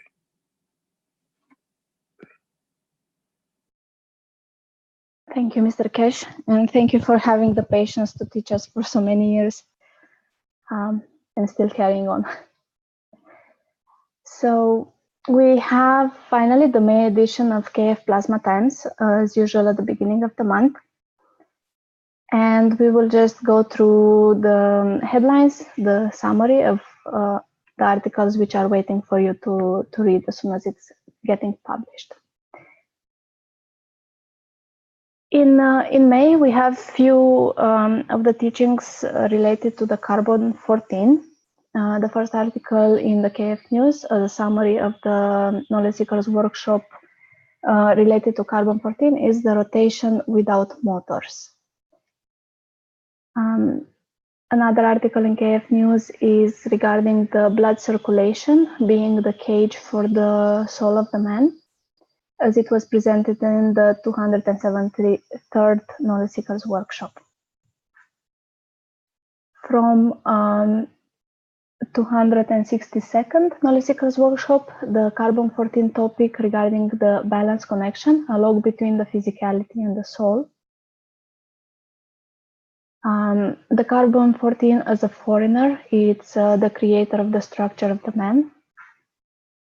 And inside the Plasma 101 series, we have encapsulated the heartbeat of the soul that was presented to us in 272 and 273 Knowledge Seekers workshop. Also in the news article, we presented the topic from 261st Knowledge Seekers workshop regarding the mining revolution, a new way of material creation. And of course, a topic that we are all interested of is the zero-time communication. How can we communicate without delay instantly when we are in the deep space travel? As plasma product, we have a wonderful product from Austria. It's the field replication unit, and this product has been mentioned many times in the public workshops regarding the orange experiment or banana experiment.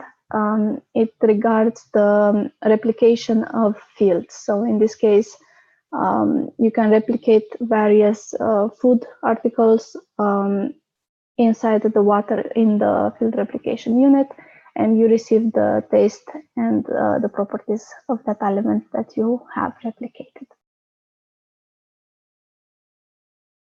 From the KFSI Education, we have a warm welcome for the new for the second trimester of 2019. It will start on Monday, 6th of May. And we all welcome everybody, new and old students. We welcome you to apply if you haven't applied yet.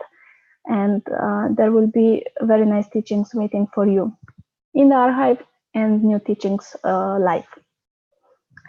From the language community, we had an article from Jamila, the UC member for Arabic language, presenting the wish and the goal for the Arabic community.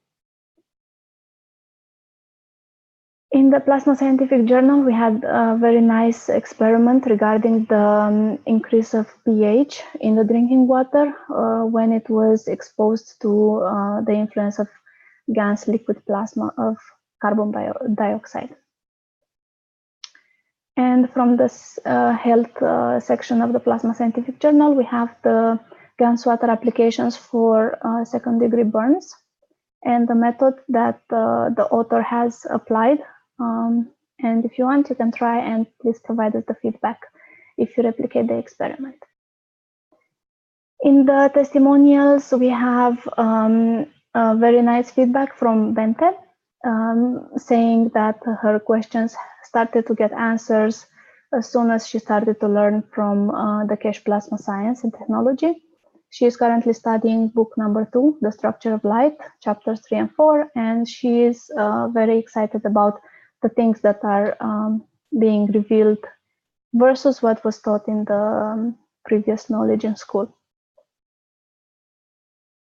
As the new trimester approaches, we are also looking for volunteers that would like to host a session or 2 per week, per month, according to how your time allows.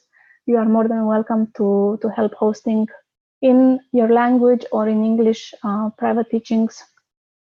The hosting community is a very cheerful community that is awaiting you with open arms. And also instructions on how to apply for the Plasma Scientific Journal, how to submit your experiment, your research, that it can get published in the next editions of KF Plasma Times. So we encourage everybody to experiment and to share the feedback for the others to replicate that experiment and to grow the knowledge together. Last but not least, the 3 books of Mr. Keshe are available on Amazon. So you can simply scan the barcode and go on Amazon. The purchase is instantaneous and the delivery of the book is as well instantaneous, and you can read it on any device that you have with the software provided by Amazon. So that is it for May edition of KF Plasma Times. Thank you, everybody.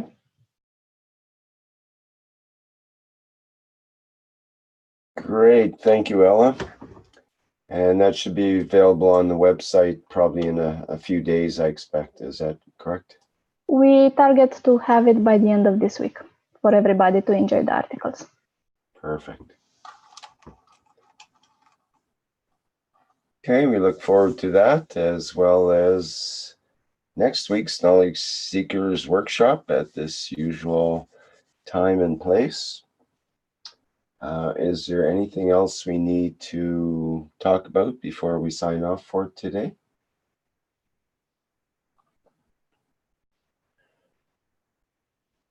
Okay, thank you everybody for another wonderful workshop today. And of course, the greatest gratitude to Mr. Keshe for all he does and for today's workshop.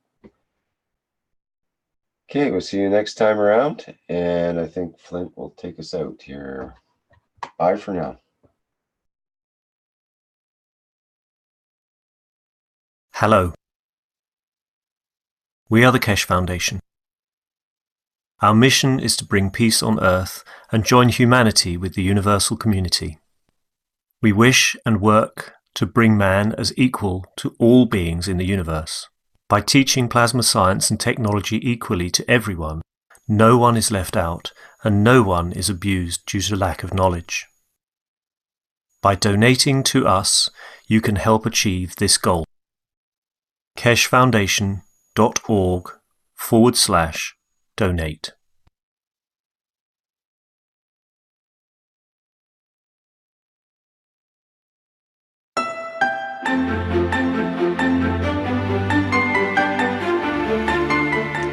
Plasma products found at keshefoundation.org/store. Soothing, reusable plasma eye and migraine mask. Eliminate eye fatigue and relieve stress in eye area. European certified medical device. Massaging plasma insoles. Bring comfort back to your feet and energize your legs. European CE certified medical device. Antiseptic plasma liquid hand soap. Promotes well-being and relaxation with protective plasma formula. CE certified. One Soul Plasma T-shirt. GAN's formula within the symbols and stripes brings mind, soul, and body into balance. European certified. Pain Relief Pen. Emits a concentrated plasma field at point of pain, efficient up to 3 centimeters below the skin. CE certified. The Magrav's Energizer and Alkalizer raises pH and energizes water through magnetic and gravitational fields. CE certified medical device. Pain Relief Pad, a result of years of research in nanoplasma technology with magnetic and gravitational fields. CE certified medical device.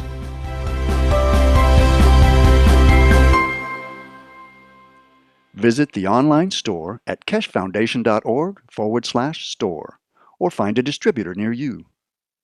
Tax and shipping not included.